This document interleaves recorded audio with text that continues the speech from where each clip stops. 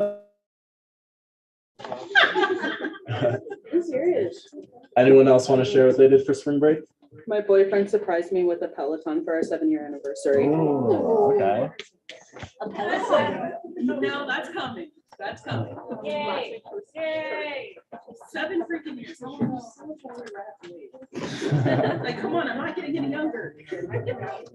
I feel like the Peloton is Just let me know when you're ready, Kevin. Go. There's gonna be a motion consent agenda for the new center to be in order. Sounds good. Should be ready now. You can have pictures of your hands. It works. Okay. Can change the table real quick and we'll be good to go, okay? Perfect. All right. Yep, there we go. All good. Yeah.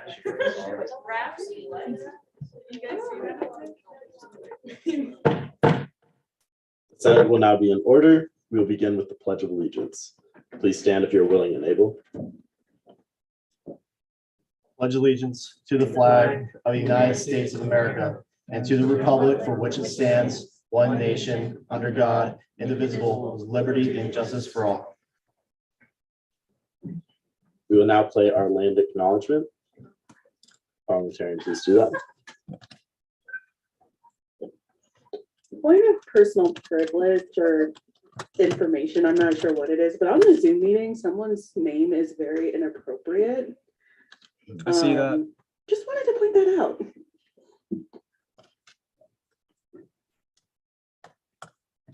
There we go. That's taken care of.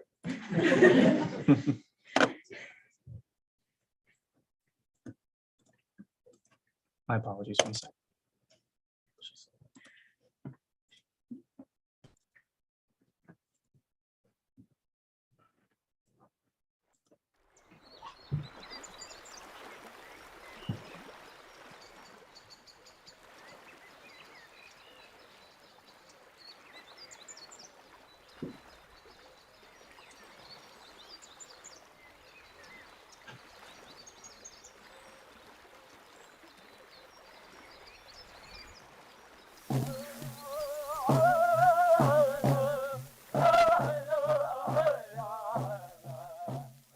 Colorado State University acknowledges with respect that the land we are on today is the traditional and ancestral homelands of the Arapaho, Cheyenne, and Ute nations and peoples.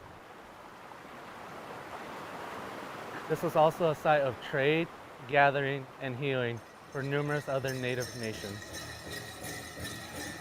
We recognize the indigenous peoples as original stewards of this land and all the relatives within it. As these words of acknowledgement are spoken and heard, the ties nations have to their traditional homelands are renewed and reaffirmed. CSU is a land-grant institution, and we accept that our mission must encompass access to education and inclusion. And significantly, that our founding came at a dire cost to Native nations and peoples whose land this university was built upon. This acknowledgement is the education and inclusion we must practice in recognizing our institutional history, responsibility, and commitment.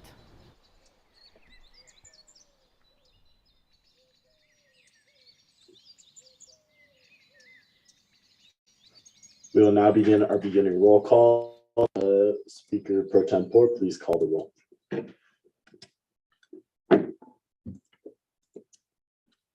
Chair Athey. Senator Bilodeau. Senator Brown. Here. Senator Burge. Present. Senator Caraceto. Present.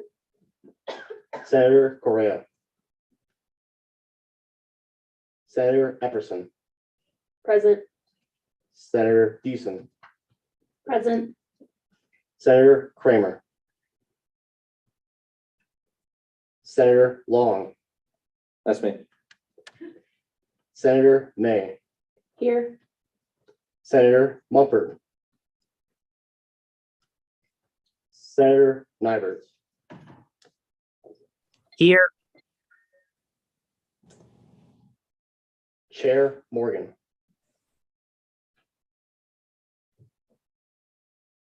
Senator Pyfrom. Point of information, Chair Morgan is here. I'm here. I'm here. Chair Ritter. Senator Sandoval. Present. Senator Shepherd. Present. Senator Scherer. Senator Silverheart. Senator Thiam. Here. Officer Torres Doxey. Present. Senator Trout.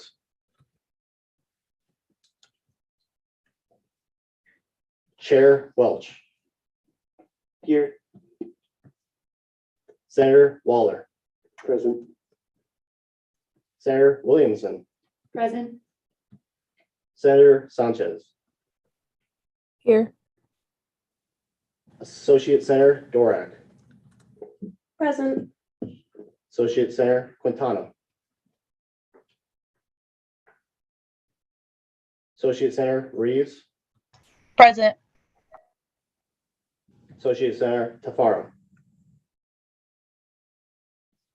Associate Senator Torres Parata. She's no longer a senator. Thank you. Speaker of the Senate, Hunter. Present. Parliamentarian Clark. Present.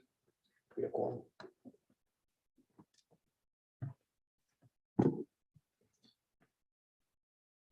We will now move into consent agenda. On the consent agenda is the minutes from March 9th session. Is there any dissent to pass it? I motion to add ratification of a senator for College of Business. There's been a motion to add a College of Business senator. There's been a second. Will the Parliament, all for? Aye. All against? This motion passes. Will the parliamentarian please make that change? Officer Torres Doxey. I motion to add 2 senators for the Asian Pacific American Cultural Center to the agenda. Is there a second? Second. All for? Aye. All against? This motion is adopted. Chair Athey. Motion to add the ratification of the elections committee to the topic ratification election of new officers. Is there a second? Second. All for? Aye. All against? This motion is adopted. Awesome. All good. We will now move into gallery input. Is there any input from the gallery? Awesome. Do you have that little microphone? We do not. Awesome. I can talk loud if I need to. Okay, this works good. Good evening, everybody. My name is Jen Johnson, and I work as the Director of the Office for Student Leadership, Involvement, and Community Engagement, otherwise known as SLICE, just right across the hall. And I wanted to just make a quick announcement and a plug for a leadership retreat that's happening on April 10th. It's called Catalyst, and April 10th is on a Sunday. It's an all-day event from 9:30 to 4. It's an opportunity just to explore your values and figure out ways to make an impact on the community. I have a little flyer that I'm going to pass around. It has a QR code and you can get more information by scanning it on your phone. So I just wanted to pass this around and spread the word that it's a cool experience and encourage you to sign up if you're interested. So thanks for the time.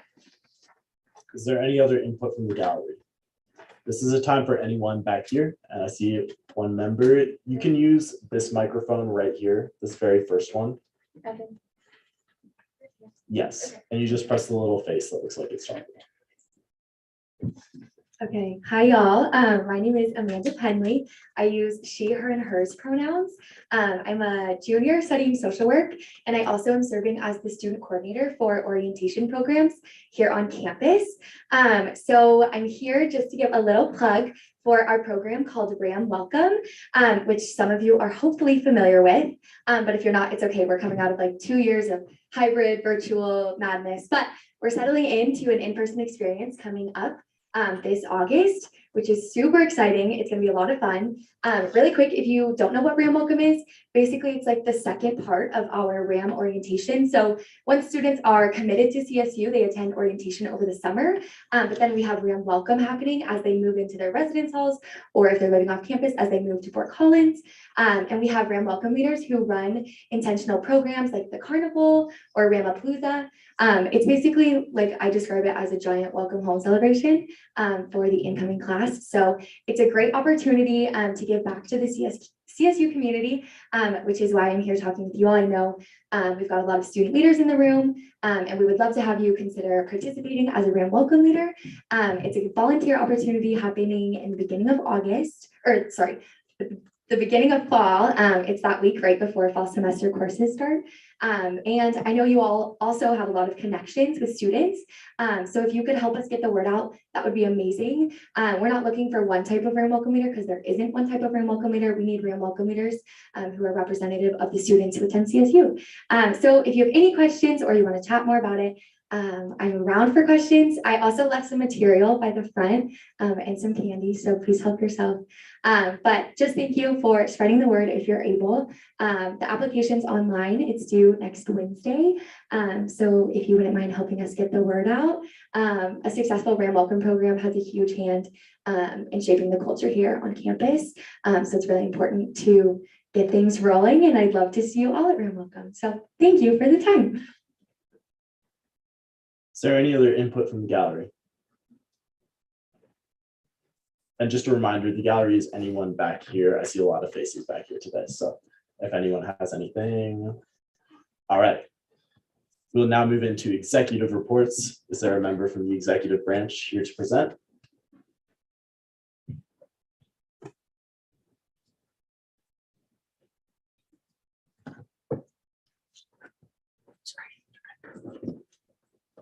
Hello, everyone.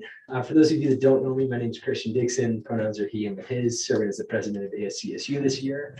It's been an amazing year and excited to share a few updates. How many of you have heard of Pacific before? It's one of many acronyms, Provost Financial Student Advisory Committee. Their goal is to help the university decide how to spend excess funds on dream projects and otherwise. So we met and we made a long list of items that we're going to discuss more, narrow down, and then recommend to university administration. Three of the ones that came up last year that you might remember, the Immigrant Services Director position came up last year. That was our #1 recommendation. #2, which is actually really relevant now, is expanding the counseling and psychiatric resources at the health center. There are currently 14 staff members down right now, the counseling team at Health Center. There's a really good Denver Post article about it. Ask me later if you're curious. And then the third one was the ADA app for reporting ADA inaccessibility on campus. So our conversations from the other night, some of the ones we discussed were the app again. I'm hoping to bring that back into conversation. Covered bus shelters across CSU's campus at our various bus stops. There is no shelter at many of them, except for north of the LSC. So when it's raining, when it's snowing or otherwise, that is really important. Outdoor Wi-Fi came up, library enhancements, including Adobe Creative Cloud, excursions, research opportunities, and elevating language and curriculum centered on diversity, equity, and inclusion, and financing that strategy as well was the recommendation. Global Village, there is some uncertainty for its future. For those of you that are familiar, it's a way for international students to network with American students, and it's been kind of an incubator for community building.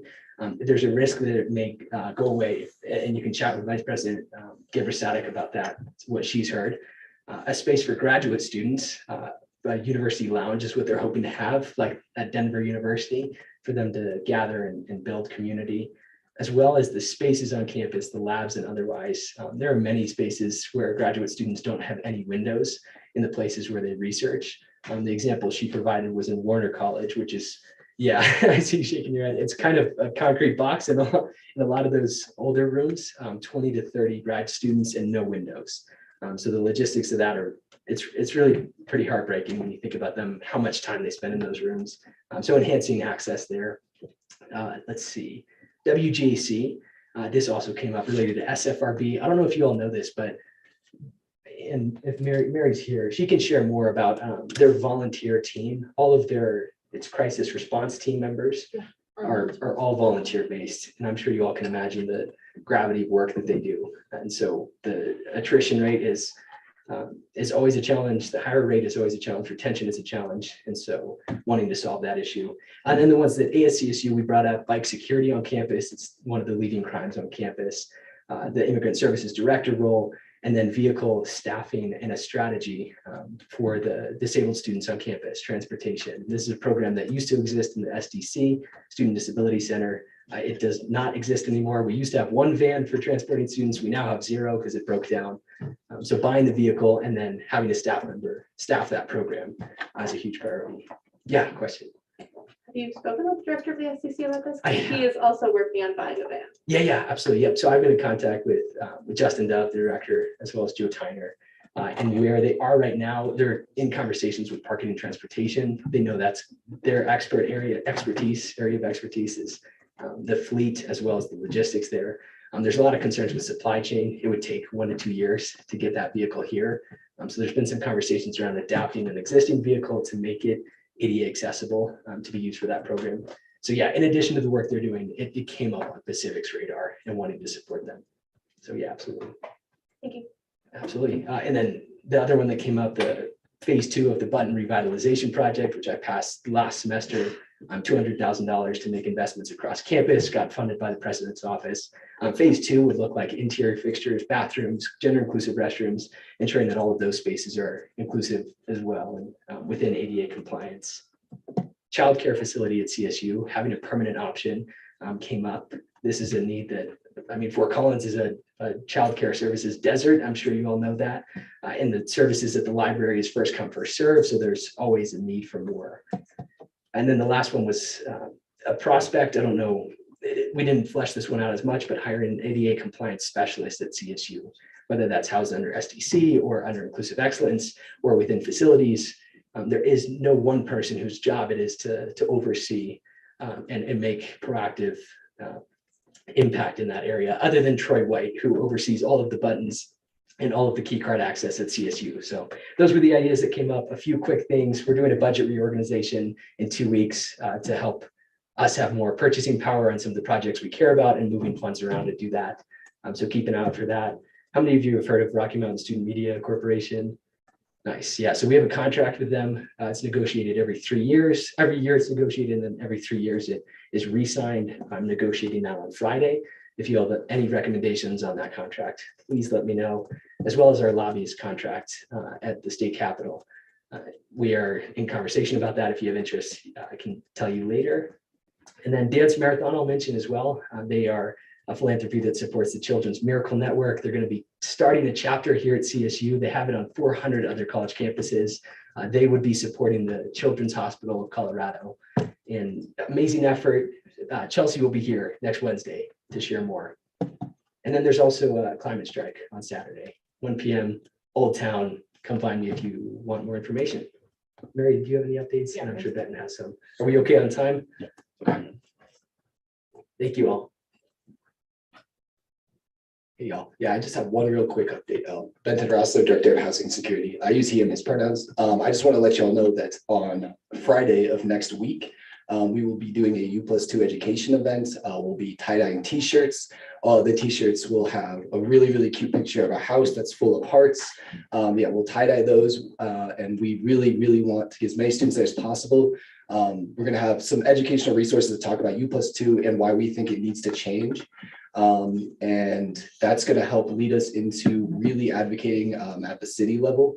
The mayor is excited for students to be involved, like actually really excited. I just talked with her yesterday. And so we need you to be involved in order for us to do anything with U+2.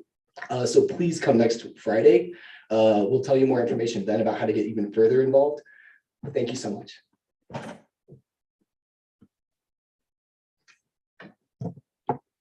Hi, everyone. So I just have quick Sfrb student fee review board updates. So far, just some quick points. Sfrb has approved to combine both fee areas, off-campus life and Ramride. They're going to operate as one fee area next year. So that's going to be good just because they'll have more flexibility to do more projects and allocate different money to different things. And then Slice Slice also has a mandatory increase of 13 cents for next year. And so that got approved as well. And then the rec center has a 2.55% increase, which is about $3.30 for full-time students, and then $2.55 for part-time students next year. Part of that is for mandatory increase for employees and pay increases. And then the other half is for replacing equipment that was damaged last year, and just being able to recover from that, because they spent about $200,000 to replace a lot of those equipment. And then last thing, the Peacesetter Application, if y'all don't know what that is, it's for student leaders like you all, who are leaders across campus, who have been doing a great job of balancing leadership on campus and also schoolwork on the side, or not on the side, at the same time. But leaders like you all. And so the application is going to be opening up this Friday. So apply if you see yourself fit for that, and then also tell all your friends, and it'll be posted on the ASCSU Instagram, so spread the word.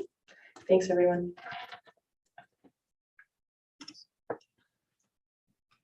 Thanks, y'all. We'll now move into judicial reports. If there's a member of the judicial branch that would like to report. Yeah, sure.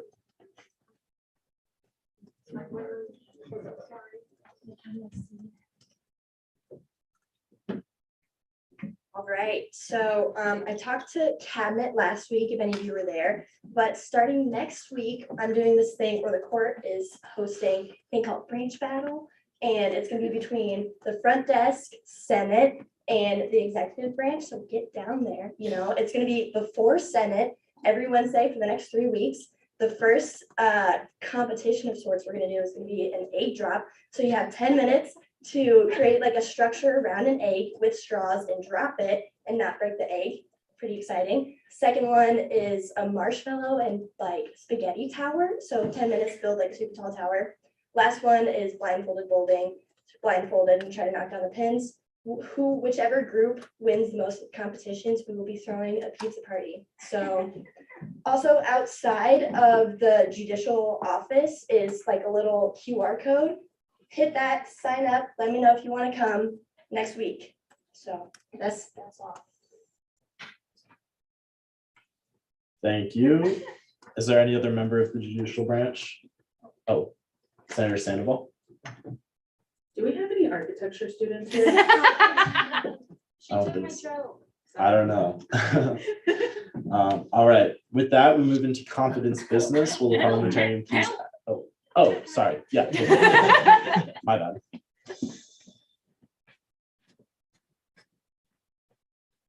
Sorry, folks, really bad decorum. I'm just really excited to talk to you all and update you all on what everything elections. So elections are in full swing. We're on day 3 of campaigning. Very exciting. Everything is going to plan on our schedule. So next week, next Monday, we will have a Prez and Vp Debates. That might sound a little strange. We only have 1 ticket so far. No write-ins have identified themselves yet, which means that the debate will be more so a town hall where the Prez and VP candidates will sit down with the moderator and answer questions that CTV moderators have come up with. There's also going to be a section for audience members to give questions that they want answered by their candidates. This is a great opportunity for you all to question our candidates and see if they're a good fit for you and your ASCSU next year. I will send out a official invite next week in the weekly email, and in there will be a form where you can submit questions anonymously if you'd like to do so. The next day on Tuesday, again at 7, is going to be the speaker debates. We have 3 candidates so far, and they're all going to debate on questions that CTV has come up with. Again, there's going to be an option for audience members to submit questions to ask the speakers.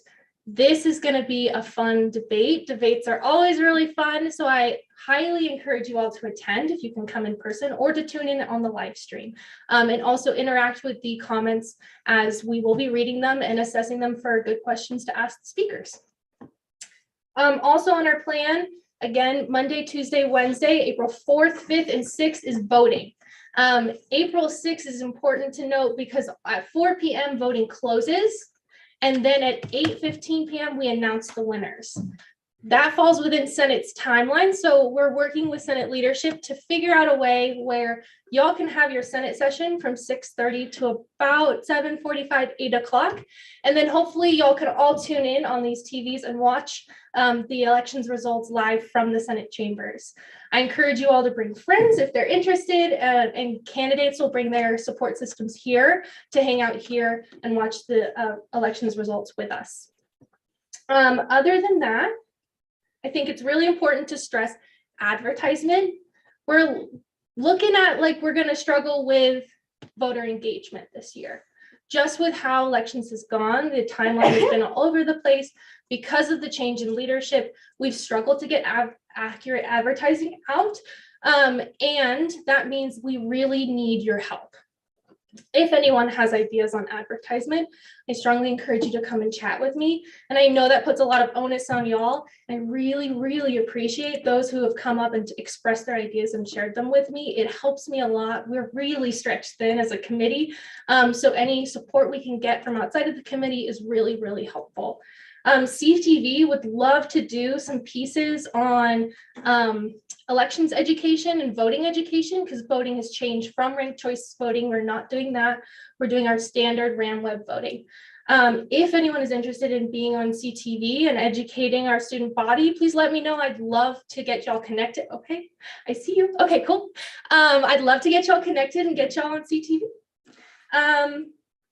Next, we'll have the elections committee ratifications coming up. I'm excited to present them all to you, and then we'll have vote of confidence.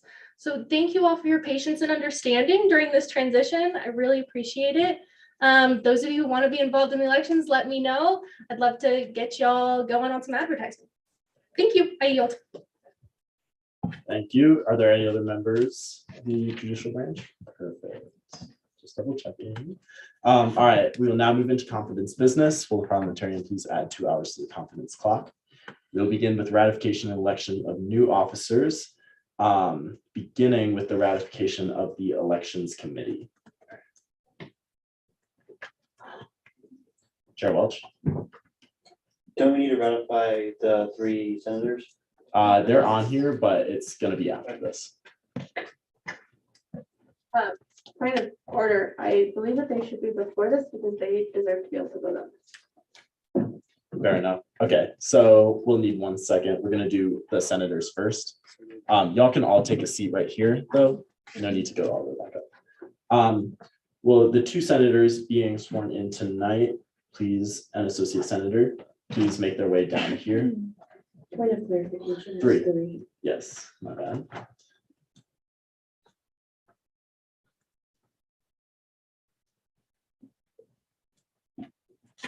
And as a member of the judicial branch present to swear them in.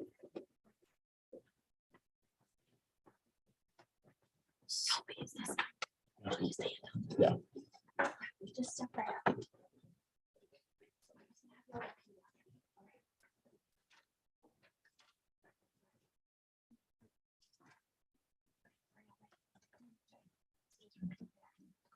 State your name.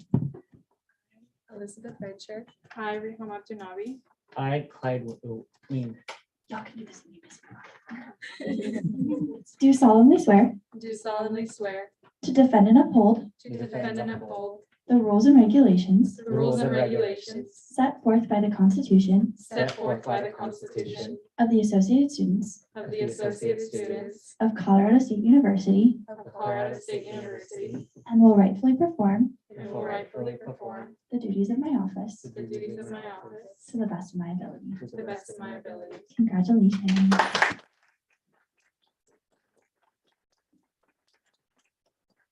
Congratulations. We will now move into the ratification of elections committee. Yeah.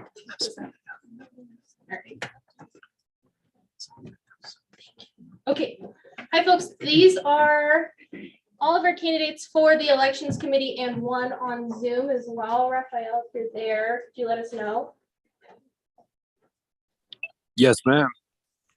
Perfect. All right, everyone's here. I'm really excited to present our elections committee. These are some campus leaders who have stepped up to serve on our elections committee. The elections committee facilitates the elections process and the elections cycle. They'll investigate any reported violations of the elections code, and then they're responsible to decide on violations and hold candidates accountable for their violations. Some of them will also serve as liaisons between the committee and the candidates, making sure that they have appropriate materials approved before distributing them to the masses.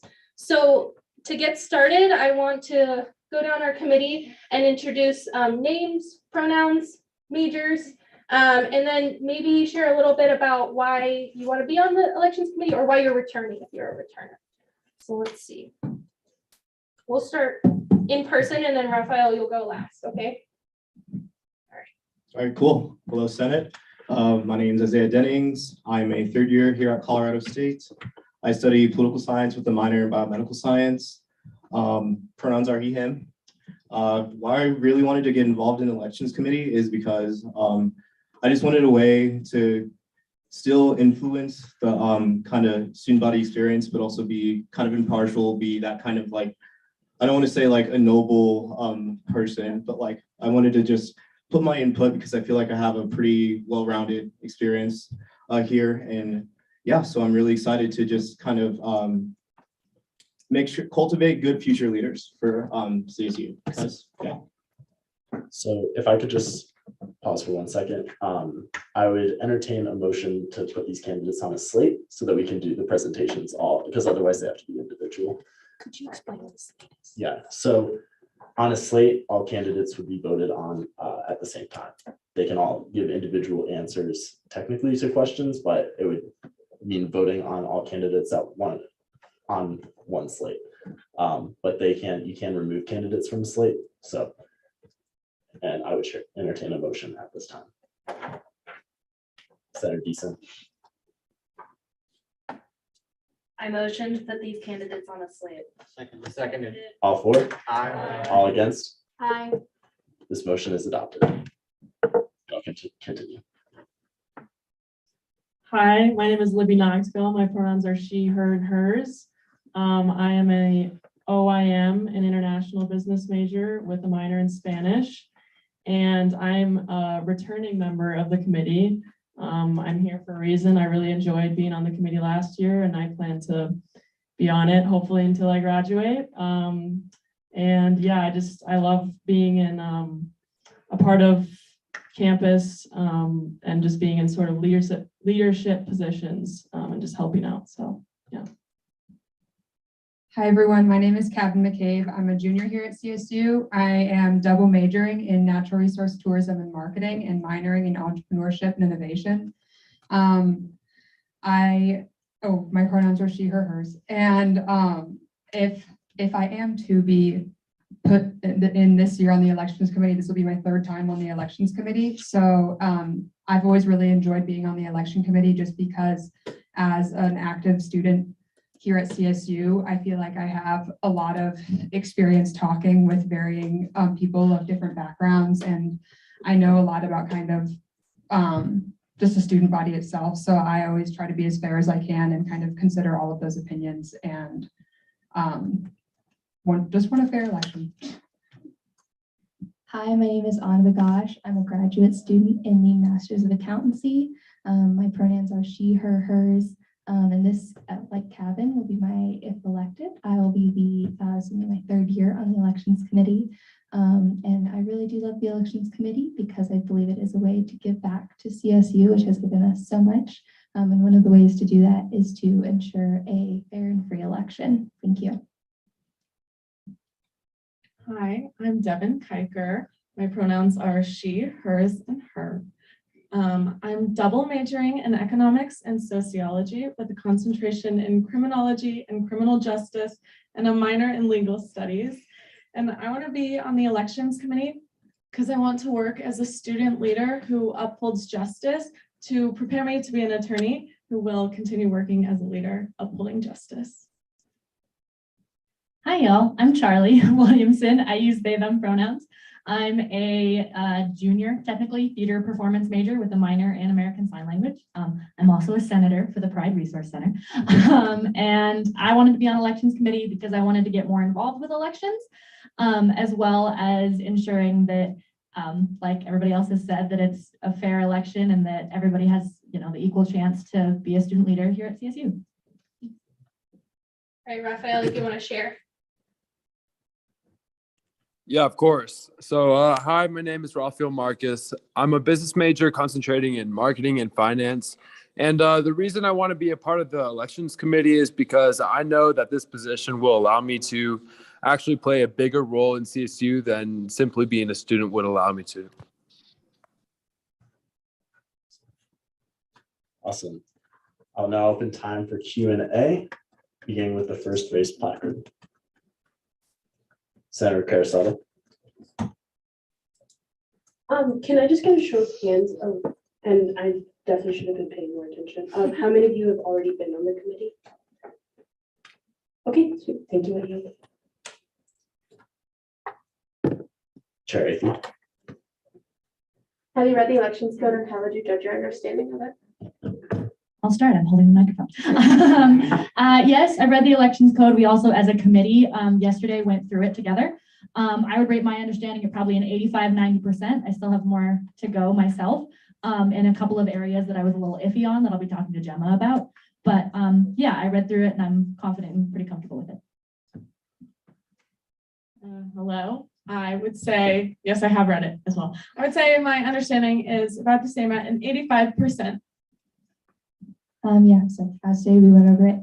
I'd say that based on prior years, I'm at a 95 to 100%, just because not a lot has changed from past years, but those changes have been pointed out by Gemma, and so I am aware of them.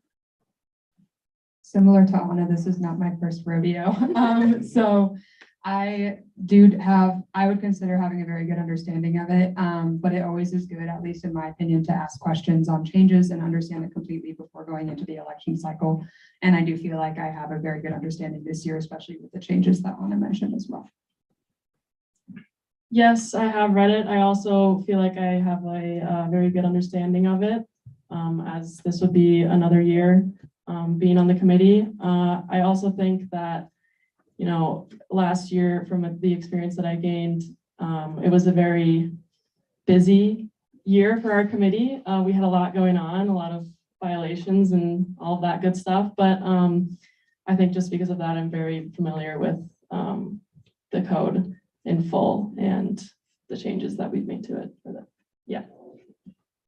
Yes, I also have read the code.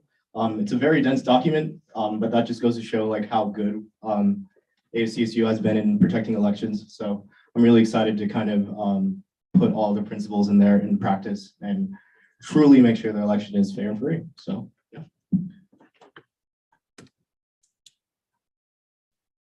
Raphael. Yeah, I've been able to read, memorize nearly 90% of it so far. I plan to read the rest tonight. And I do like how it's really detailed, and I'm gonna get that done. How are you going to recognize your inherent biases and work to eliminate them for impartiality? And then in conjunction with that, how would you judge your ability to be impartial? Okay, very good question. I feel like we all have our own biases and internal motivations for things, but that's kind of how we are as a committee. We all get votes on things. We all have our own type of input to certain disputes. I feel how I can work against my biases is just being very open with them and identifying them, and also ensuring due process. I'm a person that deeply believes in equal treatment and equal just process of things, regardless of who I'm going against. So yeah, principles of due process and ensuring that things are just, yeah, sorry. I would say the first two things that come to mind is really just keeping each other accountable as a committee, and like being there for anyone that has questions. Clearly us three have been here before, so I'm more than willing to answer any questions, but also I know I will still have questions even if I do serve another term. And I think just, going to Gemma with whatever questions I may have, and then also really just following the code, because that's what it's there for our reference and really to follow it. So. Especially in violations, I always like to hear both sides before I even make an assessment of anything that's going on. Just because, especially with last year, there were a lot of violations, and some of them were significantly more difficult to make a call on. So you really did have to listen to all of the information being presented to you before making an assumption about anything. So that experience definitely really has helped me overall. And just kind of like everyone else was saying, especially when you do have a question or you're not quite sure about something, go to Gemma, because she is the elections manager.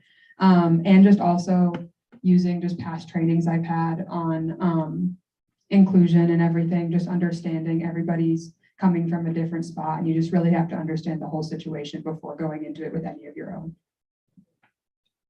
Yeah, I think similar to what Kevin and Libby said, when you go into this, of course, there's both sides presented, and then you have moments to discuss. And so while people are presenting, I've learned that it's really important to take notes.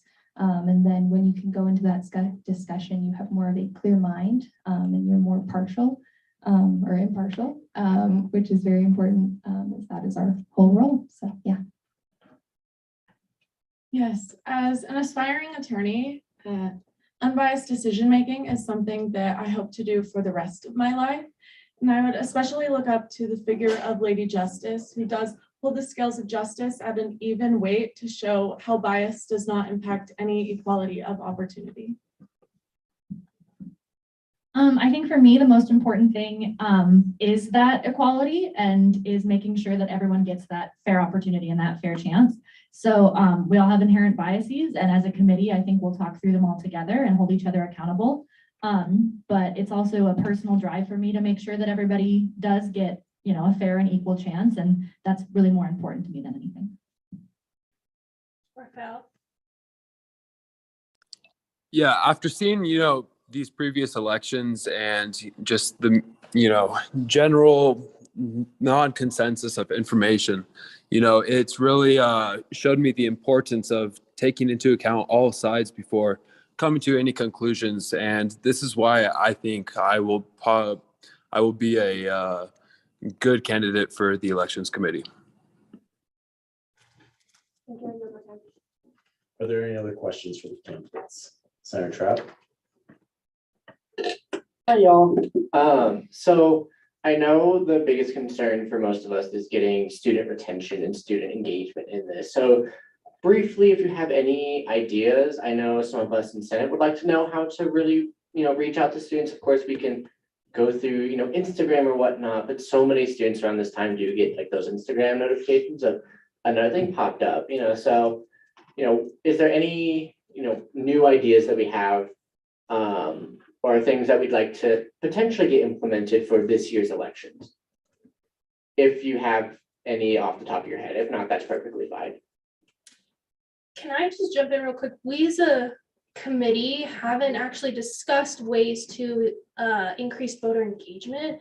My concern as an elections manager has been more so orienting folks to what their specific duties are. And in the elections code, the elections committee isn't responsible for a lot of advertisement. So I'm more than happy to entertain that question.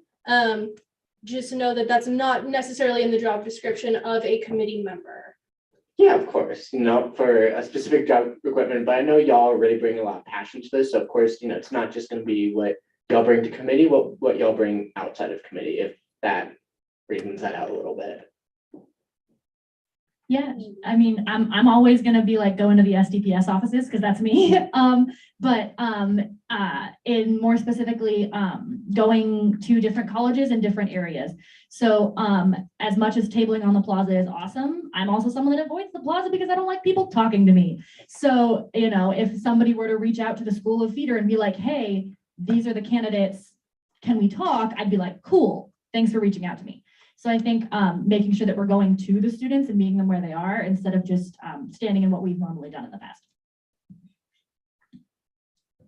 I am a first-year student, so I'm still living in the residence halls. So this won't apply to everyone, just first years. But residence halls do posters, and I look at them and go to things because of these posters. So maybe that would get more freshman views, although I wouldn't know we want to be able to put it in upperclassmen apartments, so. Yeah, so as a graduate student, I think that we've had a hard time in past years getting graduate students involved in elections. And as a grad student, I've kind of learned that one of the best ways to do that is kind of put it in your face. And so one of the best ways to do that would be, again, kind of like Charlie said, going to colleges and saying, hi, like we have this election coming up, please vote. Here are the options. Here's everything you need to be involved in. Here's all the information. And me as a grad student, I'd be like, yep, that would get me involved. So I think if, that could be a push. I think that would be a really great way to get more involvement. I was an RA last year and I sent it out specifically the day of, not days before, but the day of voting when it closed, just because there's a time limit and my residents were like, oh, I only have until 4 p.m. to vote. So they would like go in at that moment to vote.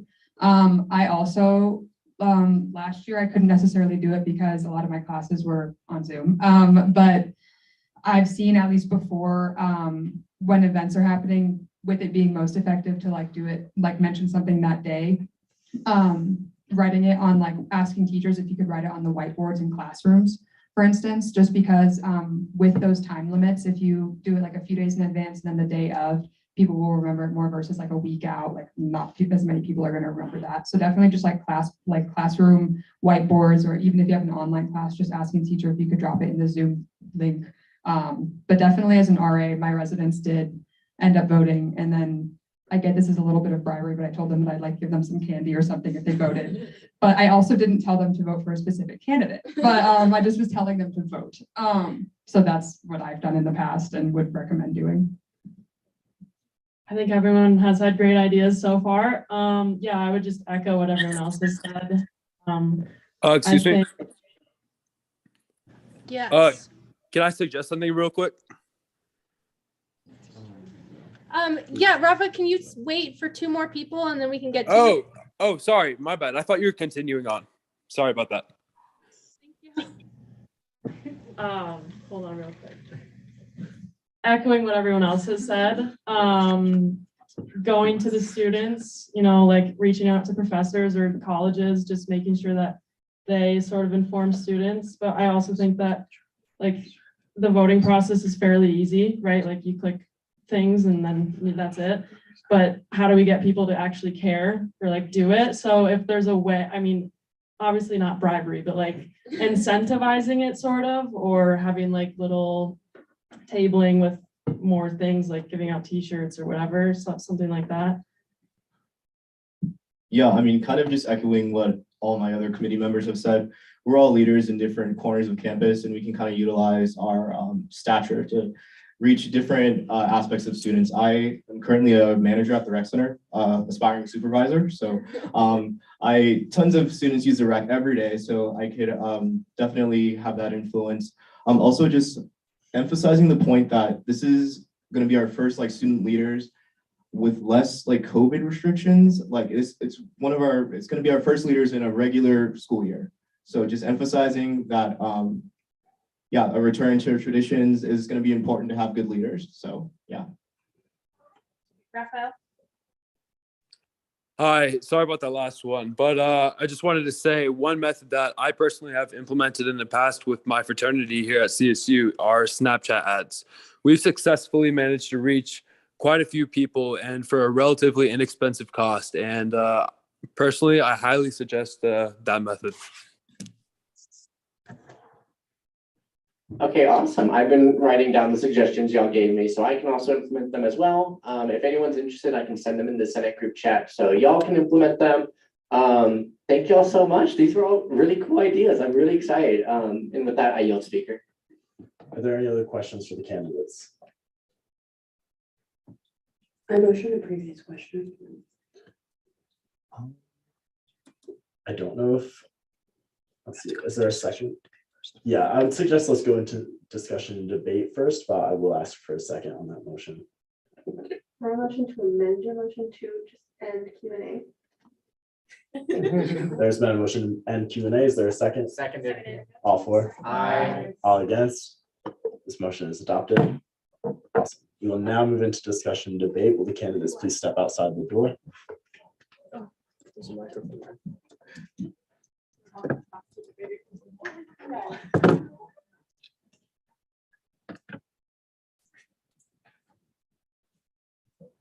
We will begin discussion and debate with the first raised placard.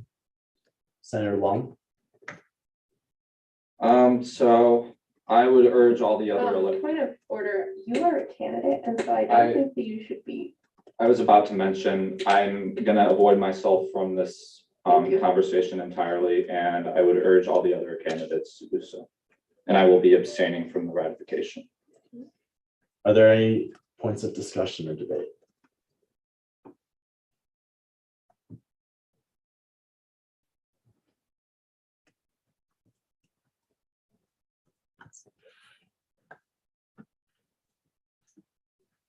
I'm going to motion, or I would entertain a motion for a 5-minute break, just so that I can clear something up real quick with the Chief Justice.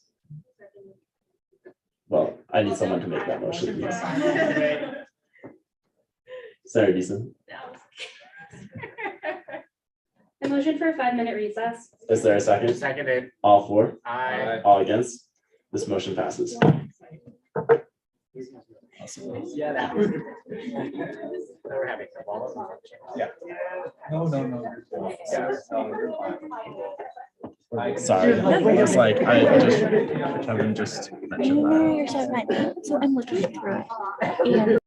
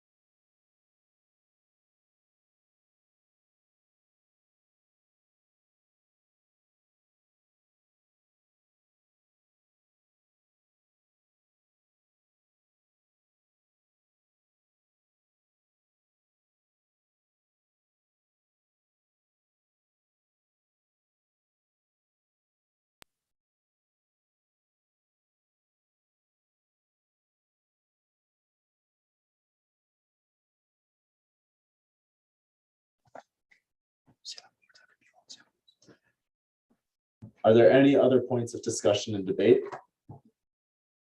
Motion to previous question. Senator Trout, I make a motion for previous question. is there a second? All for? Aye. All against? This motion passes. We'll now move into Senator Trout. Would we pass, is it just passing or for voting? Because I would like to make a motion for unanimous consent. There has also been a motion for unanimous consent. Is there a second? Or is there dissent? Senator Sandoval. I would like to be counted as abstaining. I would as well.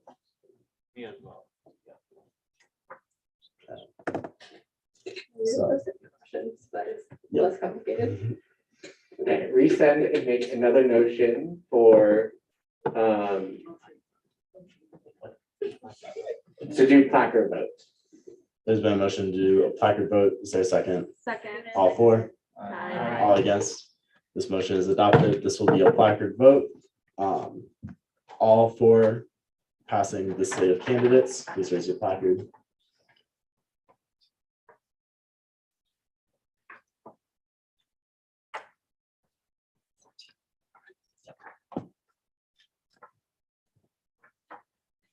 Did you guys? One, we're looking at 15. Thank you. You can lower your placards. All against passing the slate of candidates.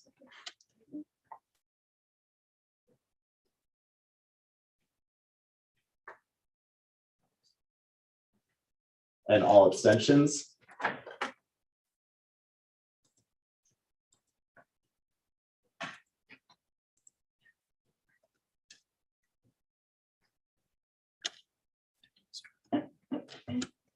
With a vote of 15 to 0 to 3, these candidates were ratified. Will the parliamentarian please go grab them possibly? Sure. Thank you.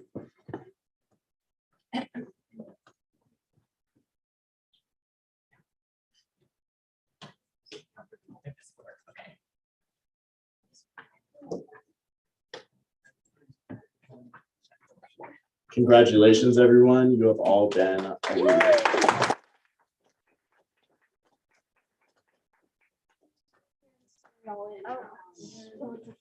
The handheld microphone is right there if you'd like to use. If there's a member from the judicial branch that could swear in these. Around this one.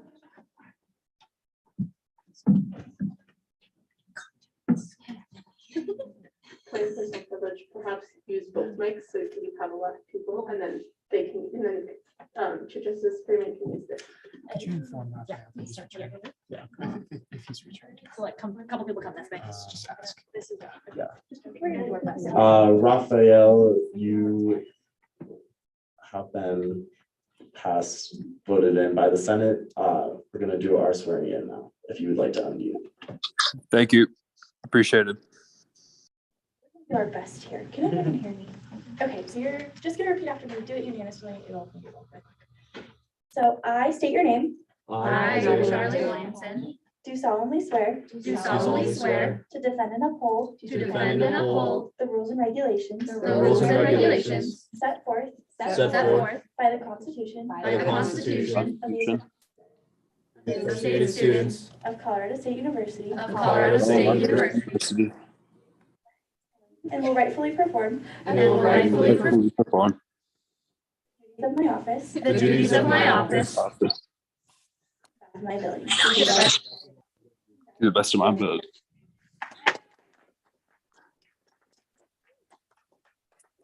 All right, congratulations, y'all. Thank you. Thank you. We'll now move into our Budgetary Affairs Chair election, and we will now take nominations. Chair AP. I nominate Alex Silver. Are there any other nominations for Chair of the Budgetary Affairs Committee? Senator Sandoval, I nominate Sammy Trout. do you accept? I politely decline. Are there any other nominations for Chair of the Budgetary Affairs Committee? Seeing none, we have a video presentation from Alex Silverhart that we will play now.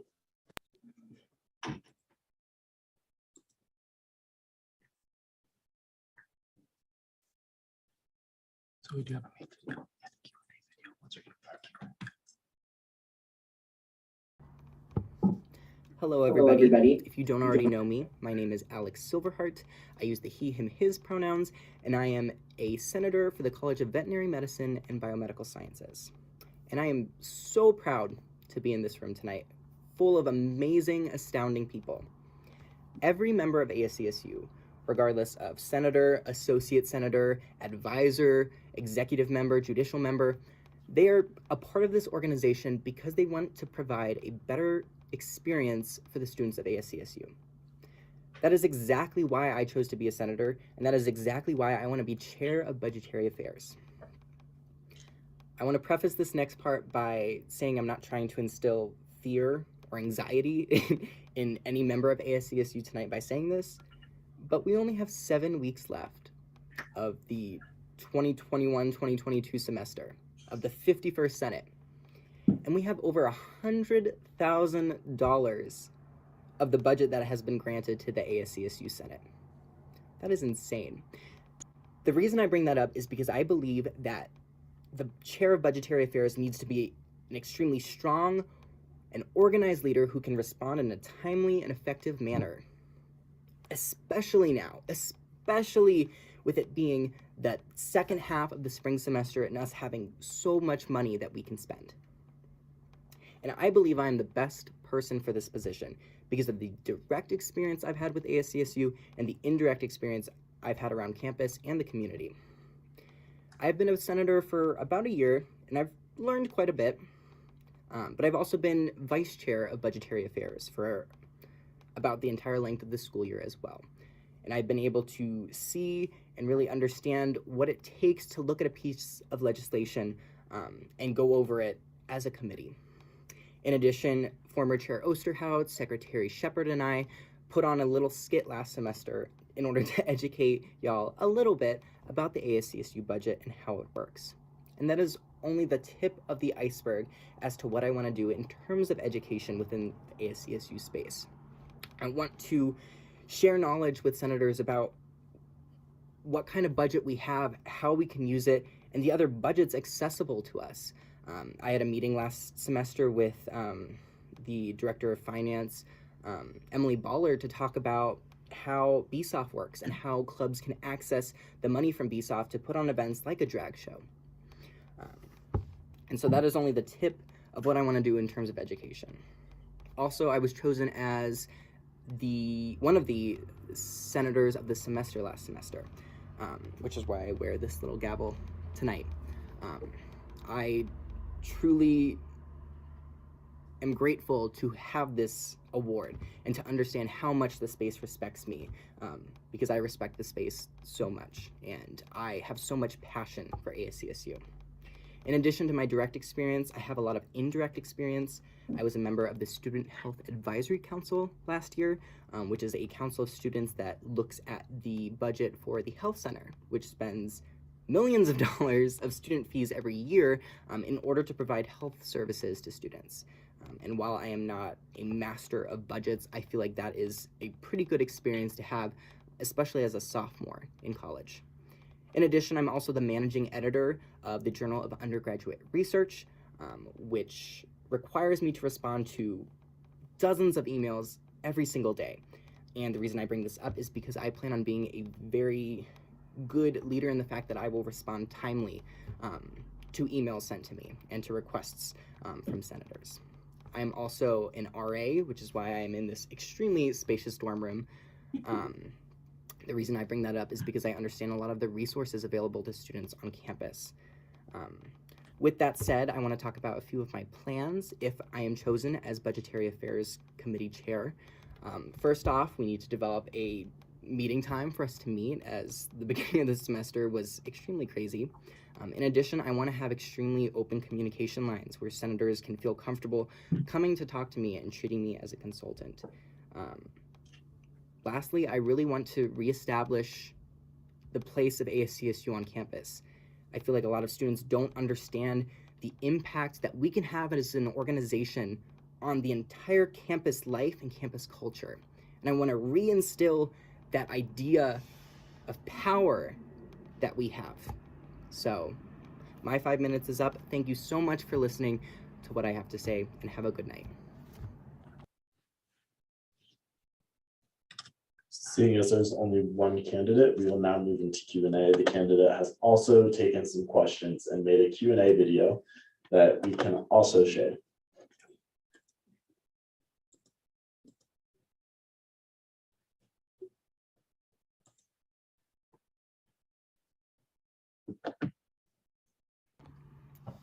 Hello again, everybody. I'm back for the Q&A portion of the election for Budgetary Affairs Committee Chair. I had asked around a few senators who tend to ask questions on the Senate floor. If they had any questions, they would ask me, since I am unable to be there tonight, and I have a little list compiled. I try not to read the questions beforehand, so I could provide an equitable opportunity for the other senators, since they don't have the questions ahead of time either. But from Chair Athey, she asked, how do you plan to uphold the university and ASCSU initiatives of diversity, equity, and inclusion? I feel like part of that I am already doing with my video. I was informed by Chair Athey to make sure I had captions on my video and to make sure that I had sent the video in so it could be sent out ahead of time. I feel like I tend to be a relatively equitable person who has a lot of diverse experiences with diverse communities, but at the same time, I'm still limited in my experience as a human being. So it's extremely important to use the resources available to you and the people you know in order to make sure you are providing the most equitable experience. Along those lines, for committee meetings, I plan on using the OWL. I plan on sending out meeting times well in advance, and I plan on sending out agendas so members know what we plan on talking about each and every committee meeting, so we can go into the committee meeting being as effective as we can be. Chair Athey also asked, it is your job to represent all identities, not just those that you hold. How do you intend to ensure that you are doing this? I kind of pride myself in putting myself in positions where I am uncomfortable and I'm around populations that I generally wouldn't be around. For example, I have been a professional care provider in assisted living facilities for the past 3 years. And it's not common for teenagers to have such interesting and involved relationships with senior citizens. But I have come to learn how that generation of people think and how they approach problems and things like that. And that experience is able to kind of transcend into me learning about so many different populations and cultures and backgrounds of where people come from.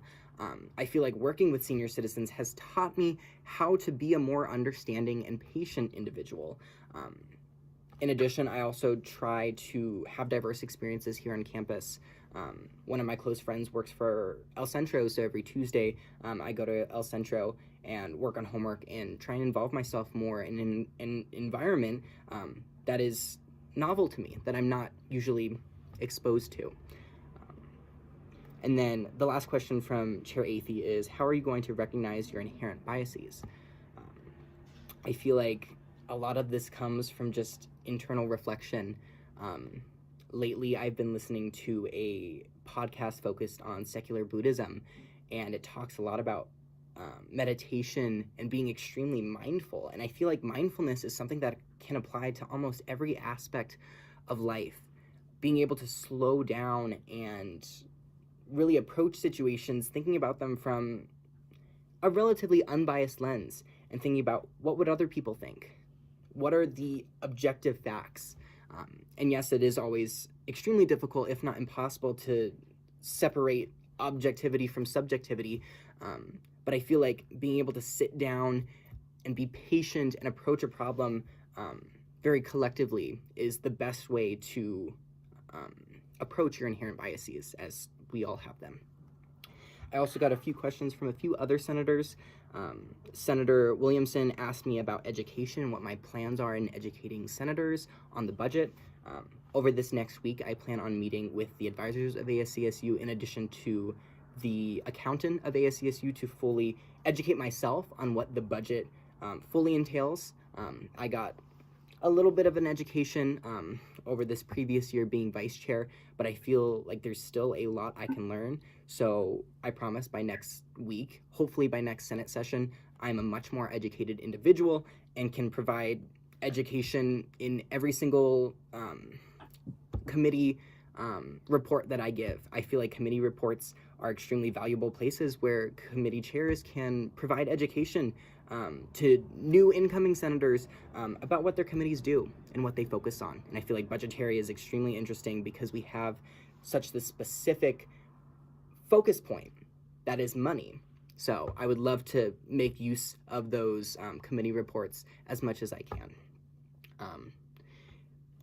Senator Williamson also talked about what I'm going to do for a one-on-one basis with senators in order to educate them and provide support.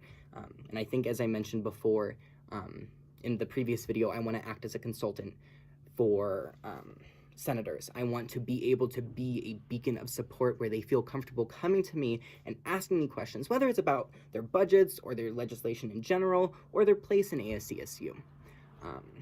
It pains me that so many great senators have left the Senate floor this semester, and I want to be an individual in the Senate Legislative Cabinet that people are comfortable coming to and talking to and trying to work out some of these differences that they have within ASCSU in order to maintain these strong senators in the positions that they have.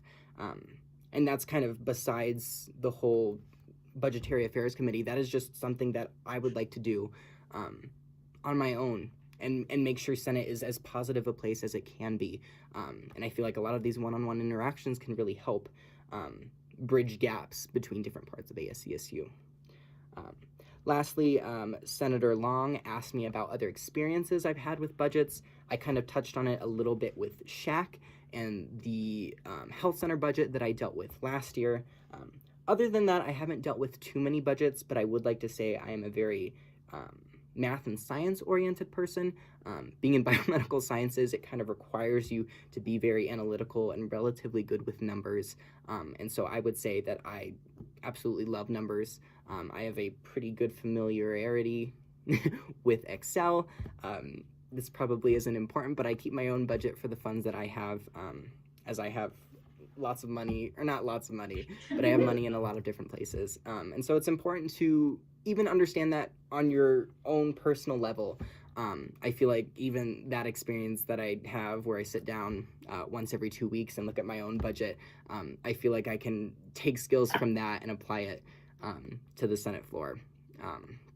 Yeah, but those are most of the questions, actually all the questions that I received that I haven't already addressed. So once again, thank you so much for giving me this opportunity to talk to you tonight, and I hope you have a great rest of your Wednesday night.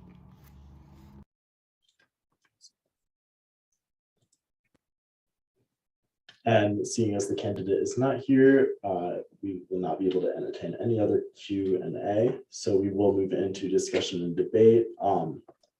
Just wondering, Parliamentarian Clerk, is the candidate isn't on Zoom, correct? Okay. I don't think so. Okay. We will move into discussion and debate, starting with the first race placard. Senator Long. To avoid questions of bias in the election, I will be abstaining, and I urge all the other candidates to do so. I yield. Are there any points of discussion or debate? Chair Avey. I moved previous question and then secondarily I move for unanimous consent. Is there a second? Seconded. All for? Aye. All against? Is there dissent to moving unanimously? I dissent. There's dissent. Oh, yeah. We will now move into a placard vote.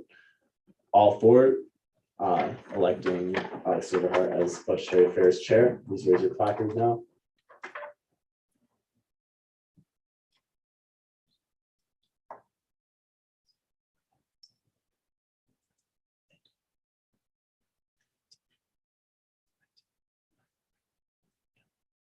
Thank you. You guys y'all can lower your placard. All against?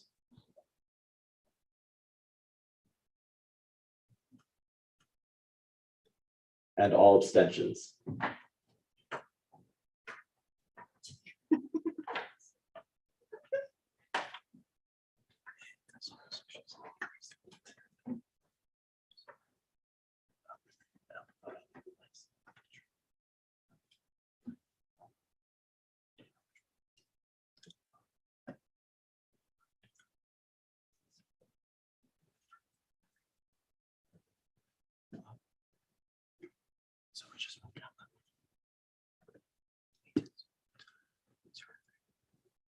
With a vote of 18 to 0 to 3, Alex Silverhart is the new Budgetary Affairs Chair.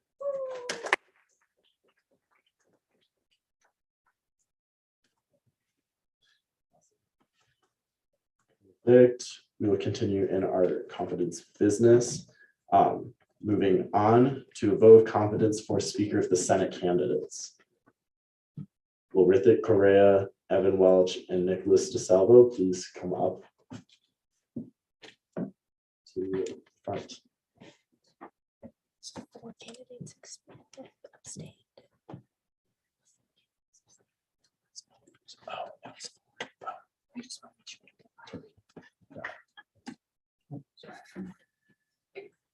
Point of information, Mr. Speaker. Yes. The Budgetary Affairs Chair election, that was a vote of 18 to 0 to 4, just to reflect that correction. Awesome. Thank you. Yield. All right, folks, we are about to vote, or you all are about to vote a vote of confidence on each of the candidates for Speaker of the Senate individually. These candidates will present individually, so though one person will stay in, two will be outside. You'll question and answer, discussion and debate, and then we'll next person and the next person. A vote of confidence, so you all understand what you're voting for, is whether or not you and your constituency finds candidates viable options for office. This does not mean that you and your constituencies necessarily agree with the platforms, but more so that you find candidates ethical and fair candidates for this election. So try to keep that in mind when you're voting, not to judge on platform, but on person, I assume. And this is in Article 8, Section 802, letter E, subsection 2, if anyone would like to see that. Each candidate needs 1/3 vote of confidence to continue. And if I could just say something right before we start, when we're in discussion and debate on this, senators may yield to members of the gallery. So if anyone would like to yield to members of the gallery, you can totally do that. I'm going to suggest we go in reverse alphabetical order because everything up until this point has been in alphabetical order for the candidates, and I'm going to switch it up a little. So if clarification real quick, if one of the candidates does not reach the vote of competency, then what happens? It's a good question. Nothing is outlined specifically in the Constitution. I would ask for a request for an opinion from the Supreme Court, and we go from there with their decision. So Evan, you want to stay and you two head out? Thank you. Talk about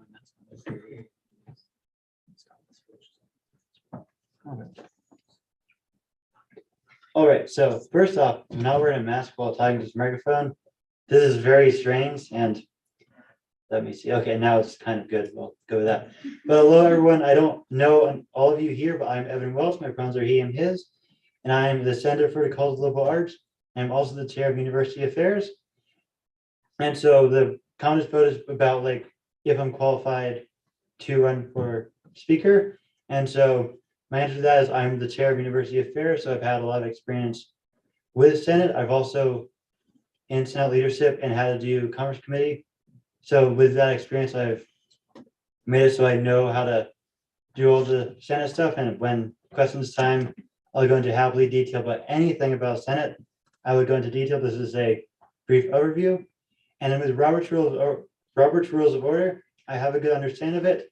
I'm not perfect. I probably will make a few mistakes you ask me tonight, but I'm fairly good. And then, but my highlights about Robert's Rules of Order is one thing we haven't done because we haven't really had a division is if there is a division, not really division, but if people have opposite views, we will be going back and forth with them. It won't be just like 3 pro, then 1 against. It will be when there's a speaker, like, let's say there's 5 people, and I'll talk to one person and we'll ask them, what's your opinion? They'll say 4. We'll let them talk. And then if the next person that raises their hand, they say, I'm also 4. We will say, or I will say, okay, going to the next person, what do you say? What are you for against this?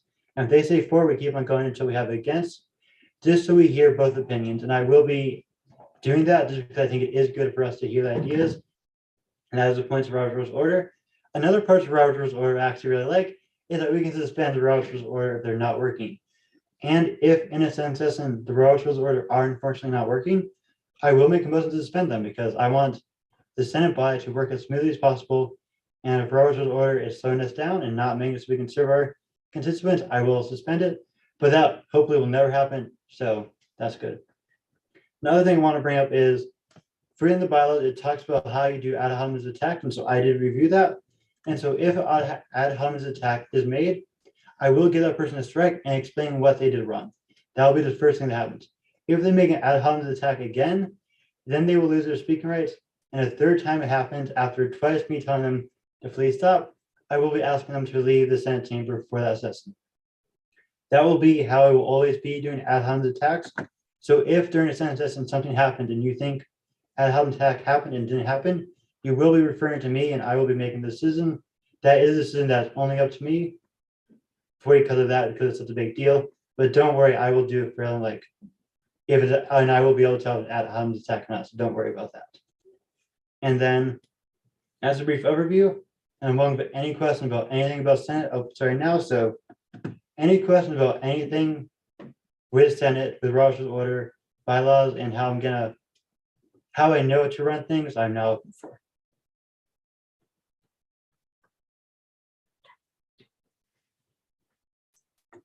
Now open time for Q&A. Starting with the first race placard, Senator Shepherd.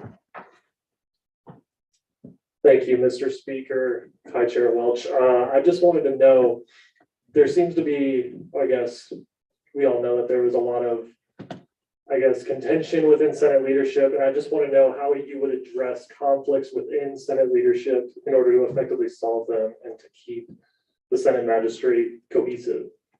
That's a great question to ask, and thank you. So if there is a disagreement between 2 senators, and I am not a part of it, I will be having one-on-one conversations with both, so I can hear both sides, and then I'll like explain to them what's going on, like work through it, and then I will see if we can have a meeting with both of them. And if that doesn't seem possible, I will then go to external source to like get it done. So we have a moderator. Because again, I think if we just communicate well, we'll be resolved. Because again, when we first do separate, I'll talk to like where they're coming from. And I'll be like, oh, and here's what this person said, and here's where they're coming from, just so we can work through it. And if that doesn't work, or if I'm one of the people that like they're annoyed with, then I will bring in someone like maybe Supreme Court, or if it is so bad, I will be contacting Conflict Resolution Center. I have worked with them kind of for Sfrb. They're great people. I think they will happily work with us. I know we'll get to that, but I will communicate. I'll work with it through them, and I will do one-on-one conversations first, and then have conversations with us 3, because I feel like that was the other thing. Like we didn't have like me with 2 people. Like the speaker didn't talk to those 2 people only by themselves. It was kind of like all together, so everyone's leadership got known. Like I don't think that works super well, so I will be doing more power conversations first. But if like they're like actually kind of do want another person here, I'll happily invite people in. But like we'll do communication first and then work through it. But yeah, I do know that might come up, and I have prepared for it. So thank you for asking. Yeah, thank you for your answer. The only other question that I have is that I understand that it's the speaker's job to serve as the liaison to the university president. And I just want to know, how are you going to more effectively open a forum, I guess, for senators to have input? Because forgive me, I don't know if it's a weekly meeting or if it's a bi-weekly thing or a monthly thing. I'm not entirely sure, but how are you going to kind of market that, it's up to the senators to come to you and give their input, I guess. I just want to have your idea on what you think is the best option for doing that. All right, first off, I'm gonna yield to the speaker to ask if you can answer that question.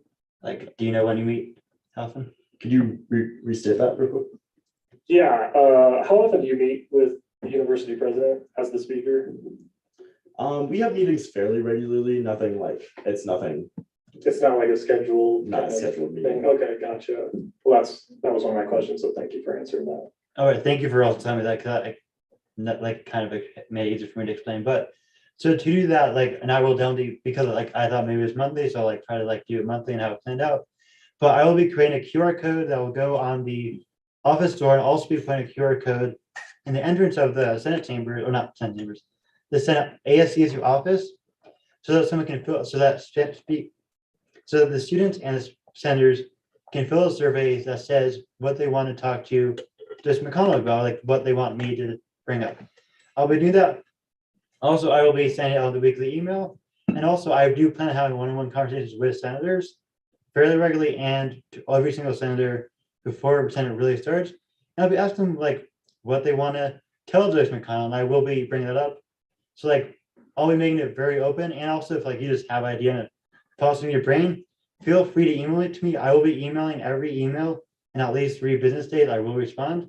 Might be a quick response if it's a long answer, but I will respond to any question. I will use your input, and if like it's an important question, I will say, hey, Joyce McConnell, so and Senator so-and-so or student so-and-so has a question about this. Like, what's your answer? And like, I will be bringing the students' inputs and the students' questions and the senators' questions up to Joyce McConnell every single time I get to meet with her, because that's, in my opinion, what I'm meant to do. I'm sorry, if I could clarify, I totally thought you meant ASCSU president. We have meetings with Joyce McConnell once a month. Okay. So yeah, like once a month, I'll like the month before, like I'll send out a weekly email saying, hey, I'll be meeting her on this date, whenever it is. And so like I will make sure you all are aware, and also like give a report of what happened and like what went on at the end of it as well. And Thank you for that. That's all I have. I'll yield. Next on the speakers list is Senator Trout. Good evening, Chair Welch. All right, so just a quick couple questions for you. First, how do you plan to uphold the university and ASCSU initiatives of diversity, equity, and inclusion? all right, so the plans for me doing that is, so in the job descriptions for a senator, for a speaker of the Senate, it says I have to talk to the senators of SCBS offices at least once a month, preferably directors too. And I will be making sure to do that to help with diversity. Also, like I will be doing it as much as possible. Like I will be like my goal as a speaker will be to improve the community, including diversity. So like basically kind of guessing maybe almost too broadly, like I'll be like, this is the kind of effort, like I will be, dang, that's kind of a campaign process. So I will be doing the Senate job descriptions work where it says me with SPS houses. I think that's the only way I can really save. I don't want to make any campaign promises. So that is part of job descriptions, and I will be fulfilling that part of job descriptions. It's also your job to represent all identities, not just the ones that you personally hold. So how do you intend to ensure that you will be doing this as speaker? So the way I intend on doing that is, first off, when the Senate election happens and everyone's elected, I will want to meet with every single senator before the fall Senate session. I don't think I'm going to be able to do it before the final one because that's 3 weeks. I'm not going to be able to do that. But I will make sure that I have a one-on-one conversation, probably through Zoom, with every single senator so I can get like where they're coming from, like what they represent, and I'll be representing them. I'll also be like having a lot of conversations. Like my goal is to do that, to represent everyone. And like I will be try to meet with everyone. I'll be meeting with SCPS offices. I'll be meeting with groups that fit like different communities I am not a part of. I will meet with those groups of people, see where they're coming from, and I will represent them as well, even if I am not a part of it. How are you going to recognize your inherent biases? So I feel like as a speaker, that question needs to be addressed extremely different, like very differently. So the way I will be doing it is if in Senate, there's something where like I have a stake in it, I will be stepping down, and the speaker president report will take my place because no matter what, I have to do that for bylaws and job descriptions. So basically, obviously, when those two come around, I will be stepping down. And whenever I feel like I have a stake in what's going on, or like I'm being biased a little bit, I will be stepping down. And I will not be tearing that meeting because that is the best way as speaker for my inherent biases not to affect what's happening in Senate. Have you read the governing documents of ASCSU, and how would you judge your understanding of said documents on a rough basis? All right, so one of them is a code of ethics. That's what I know least, so I'm gonna give that one a 50. Yeah, actually might be low on that. I have not read a code of ethics very often. If I was to read that one again, I will read it again. But that isn't one of them. The ASCSU Constitution, I have read over the Senate part a lot, so like that one is probably a 90. Constitution in a whole, I would give a 6. Let's give it 70 because like I don't read all of it. Like the president and the judicial one, like yeah, it's important, but like it's not like the one I need to know most. So I have covered it, but like I don't know every single part. And bylaws, I would definitely give that one a solid 90. I have read that one through multiple times, and like I literally saw there's actually maybe some spelling errors in it. So like I do read it a lot. And like when I go through as speaker, I'll be either asking, are these spelling errors, or I will be correcting those spelling errors. So yes, I have read it multiple times and I have a very good understanding of all of them. So yeah. Awesome. And then finally, have you read through the job descriptions of the Speaker of the Senate, and why do you think you are the most qualified for the role? So I have in fact read through it multiple times. I read it last night. I probably should have read it again this morning, but I have read it because I want to have a good understanding of what I need to do. And so as I read through it, I saw that I read. Sorry, I said that poorly. And the reason why I believe I am most qualified for this position and why I am running for speaker is because I am I do have 2 years experience in Senate. I know what's going on. And also I've seen, like, unfortunately, very poorly handled leadership. And unfortunately, the speaker did not do a great job last year. So I do know, unfortunately, what not to do. And I will make sure not to do those because I've gotten experience it. Because like there's multiple things, like I literally only, like we haven't had a Commerce Committee. I'm the only one that's planned one. Unfortunately, because we got busy this time, just not the speaker right now's fault. It hasn't happened. But like I have done things that like a speaker does. And I've also like helped the speaker. So because of that, I think I'm qualified because like I do know what's going to happen. And also because of that, when I become a speaker, there won't be anyone say, oh wow, I had no idea. Like I do know what's expected. I do know it's gonna be splashed on my face. I'm expecting to splash on my face, and like I know how to handle it. So that's why I believe I'm most qualified. Awesome. Thank you for answering my questions. I yield back to the chair. Thank you. Senator Sandoval.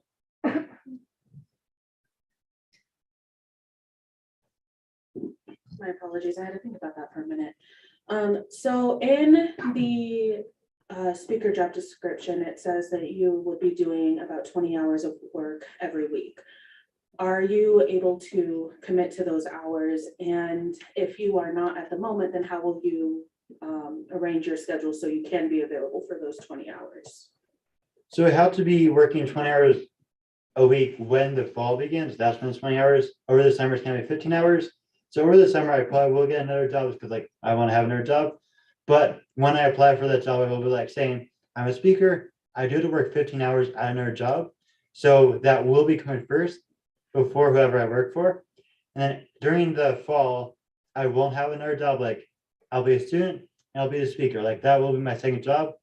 In high school, I did work 20 hours a week before. And like I really enjoy working at ACSU. Like I'm not really like 20 hours probably in the office, but like I am in the office a lot. And when I'm actually gonna be able to work on stuff, I will happily spend my time in there. So I will be able to get those 20 hours done. I will know how to manage it because that will be my only job. It won't be another job first. The only thing I will be putting first is being a student. And I do believe I can handle an extra 20 hours a week. So I will be able to fulfill the job description hours. Thank you. I yield. Chair AP. Are you prepared? Are you prepared to run parliamentary procedure and the Senate as a whole consistently and in high stress environments? Yes, I am. Yeah. As you know, this year we've had many problems with the speaker having the ability to control the space and prevent harmful actions from running rampant through the Senate. What experience do you have running a group of people to be productive, inclusive, and compassionate? So my two probably experiences would be I am a committee chair, like I have ran a committee. My committee members have been really good. 10 out of 10 if you're in my committee. They're great, great job. So because I haven't had to deal with any problems in that, so unfortunately, my knowledge as being the person in charge of a problematic issue is unfortunately limited, but I do know I do know how to handle, like I've seen. So I think I would do a good job. Their experience with maybe in Boy Scouts, I was the senior patrol leader. Like that was a while ago, not as much. and like they're all pretty well behaved too. So unfortunately, I don't have experience of a Senate running poorly while I am in charge, but I do know that like I do know it will become high stressful eventually, because like there'll be a bill that comes up where like someone will say something wrong, but I do know how to handle it. I have seen through the process, and I know that if I have a problem, I'll ask for help. If there's something like I've confused in the Constitution, I'll be asking the Supreme Court. That's why they're here. And so I can ask them questions. Don't worry, Supreme Court, when I'm in charge, you hopefully will get to do more work. Luckily, good for you. Congratulations. And if they are not the one that are able to do the task or like help me if I am confused, I'll be asking the advisors. Like the advisors exist so they can help us. And if I can't handle it, I will be asking them like, hey, advisors, you're a full-grown adult. Like I am unfortunately not a full-grown adult, I'm only 20. Can you please help me right now? I need help. So like if something happens like that, I do know to ask for help. If I think I'm doing a poor job and I have bias, I will be stepping down for that time so someone else will chair. But again, I have looked for it. I've seen what happened. And again, I do think I'll be able to handle it, but also I have those backups that if basically something bad hits the fan, I know how to do that as well. So I am able to handle it, but also if I can't handle it, unfortunately, I know what steps to take to make sure it's still fine. The job descriptions for the Speaker of the Senate require extensive knowledge of the Senate as well as in legislative writing. Can you elaborate on your experience and preparedness for this? Yes, so I have unfortunately only written myself one resolution. That's the only thing I have written. But I have now, that's the reason why like I was like, I am done with not running for speaker last year because like I did not experience. But now that I do have the experience because as a university chair, I have to look for every single bill that comes our way, or resolution and lex, which is great.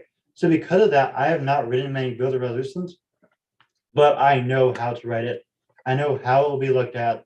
And so when I talk to senators and when I help them write stuff, because that's reading some documents, it's like I will be having help people write, I'll be helping the speaker on the floor, I'll be helping senators. So yes, I do in fact know how to help people when they're confused, and I will write resolutions and bills because I do have the ability to write one. I just haven't at the moment.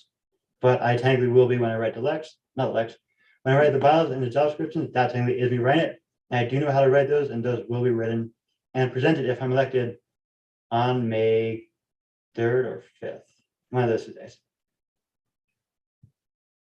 Could you explain your interpersonal and communication skills, especially in relation to working in a team-based environment? Yeah, so I'll give brief other experiences. I worked at King Soopers in multiple positions, and so with that, I had to communicate a lot and like work through stuff. So like that was a high stress environment, and like honestly, I had more stressful days there than here. Like on Christmas Day, our credit card a few days before Christmas, our credit card machines would not work. That was not fun. And like I was able to work for that. And I was able to communicate with the customers and communicate with my coworkers and my managers. And from what I learned there, I know how to communicate and do that like that. And also, I will respond to text if you send it to me, and also I'll respond to any email in less than 3 business days. If it's a really, really long email, like I really need to explain well, I might send a quick email saying, I apologize, this will take a little bit. And like I'll give you an estimate when it'll be done. But like you will get a response to me before like in 3 business days. So I'll usually send it on Friday night. I'll respond until Monday, probably, maybe sooner. But business days, as the weekdays, I'll respond in 3 of them. And like I know how to do that. I know how to communicate through multiple means, and I will be using GroupMe, Communication, and Zoom when needed. If we're in summer, we have to communicate that way. As you already stated, the Speaker of the Senate is required to work over the summer. How are you preparing to complete these duties over break and to aid your legislative cabinet to start the 2022-2023 school year ready and prepared? So the way I'm going to be doing that is, for one thing, I will be living in Fort Collins over the summer. I'm in Aggie Village all year, so I will be in Fort Collins. When I'm working with, I will make it easier, and I will be trying to have, and I will have Zoom meetings because I doubt, and I don't expect everyone who's in leadership to be here over the summer. And we will be working through stuff. If we all are in town, I might like try to do a group activity or just a group hangout just so we can communicate, get to know each other like before the fall retreat. If we're not, I will do like obviously Zooming, and maybe I'll do like a Kahoot or something, just so we can bond more. Because I think bonding as leadership will be extremely important, make us work well, because I know when I did the fall retreat, I met a lot of people in executive and I helped bond with them. That made my work with executive really easy, or not easy, but like that made it a lot easier. So I will be making sure to do activities with leadership as well as my one-on-one conversations with the Senate over the summer. And with leadership, I'm gonna be asking them, okay, what's your goals? What do you plan on doing? Like, I will be going in depth, like what they want to do and like how I can help.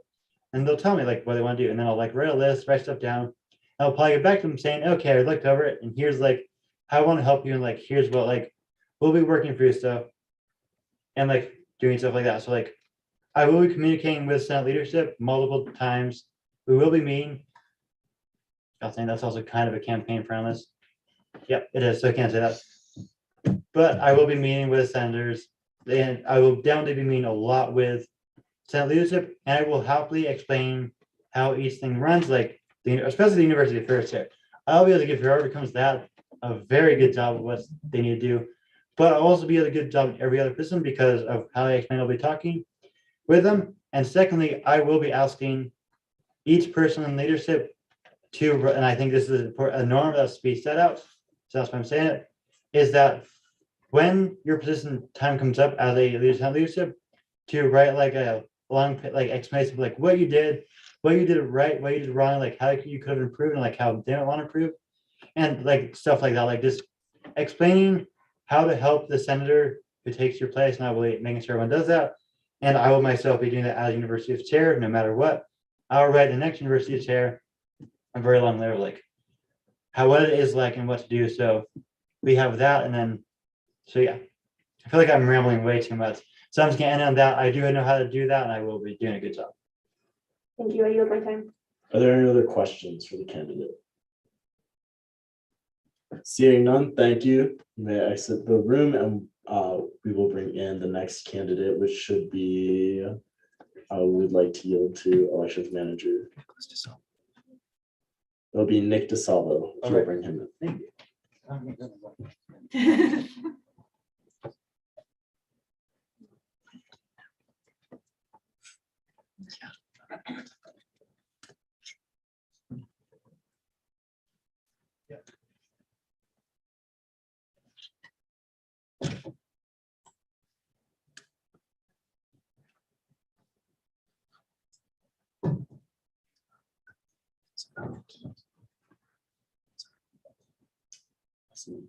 So you may begin presenting, and then we'll do 10 minutes of Q&A. Okay, is this on? Yeah, there you go. Hi, everyone. My name is Nick DeSalvo, and of course, I'm a candidate for Speaker of the Senate. Just a little background on me. At 17 years old, I ran for office in a local election in Colorado and became the youngest person in state history to ever be on the ballot. And there are about less than a dozen minors in U.S. history who have ever done so, and I'm one of them. At the high school level, I served as student body president at Pueblo West High School, which is the largest public high school south of Colorado Springs. I think, in that position, the things I instituted there, especially in the time of coronavirus, some of the things addressing mental health that I championed there. And I think I had some positive impact on that level. That's a little bit about me, and I guess I'll take questions now. We will now have 10 minutes of Q&A, starting with the first race placard. I have a few questions, so bear with me. What is your involvement within a CSU? Yeah, we'll start with that. What's your involvement within CSU? So something I forgot to mention, but something I'm very proud of. For the past academic year, I've served on BSOF, and I think we've done some really good work there. And it's also taught me to, view things in a different way, because when you serve on BSOF, you don't look at an organization and seeing what that organization's purpose is, and then, decide if you want to give them funding or not. You look at that organization and the event that they're putting on, and you look at that in a viewpoint neutral manner. And I think that experience would help me in this position. And then what made you want to run for Speaker of the Senate? That's an interesting question. Honestly, I hadn't even considered it until I was ratified for BSOF. And one of the folks on BSOF had encouraged me to run for Speaker of the Senate. So I kind of looked into it a little bit. And, I think this space is really important because, the senators have an opportunity to pass some really good legislation that helps the students of CSU as a whole. And I know as Speaker, you're able to moderate that. And as Speaker, I'd like to, help build a community style relationship within the Senate. And I think if that was instituted, I think we could run more efficiently. And then on top of that, the Speaker has unique opportunities to meet with administration officials. And so I would love to have a great working relationship with administration, but also be able to hold them accountable when it's needed. And then last question, the Speaker is required in the fall, I forgot to mention that last time. In the fall, the Speaker is required to do 20 hours of work each week, and in the summer, 15 hours of work. How would you be able to commit to those hours? And if not, how would you rearrange your schedule to be able to commit to those hours? Absolutely. I'm no stranger to hard work.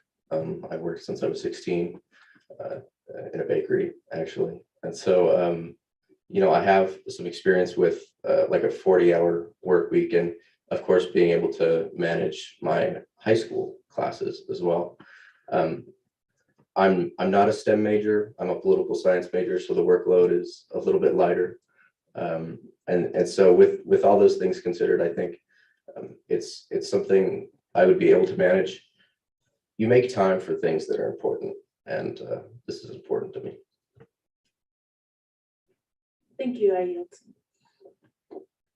Senator Schropp.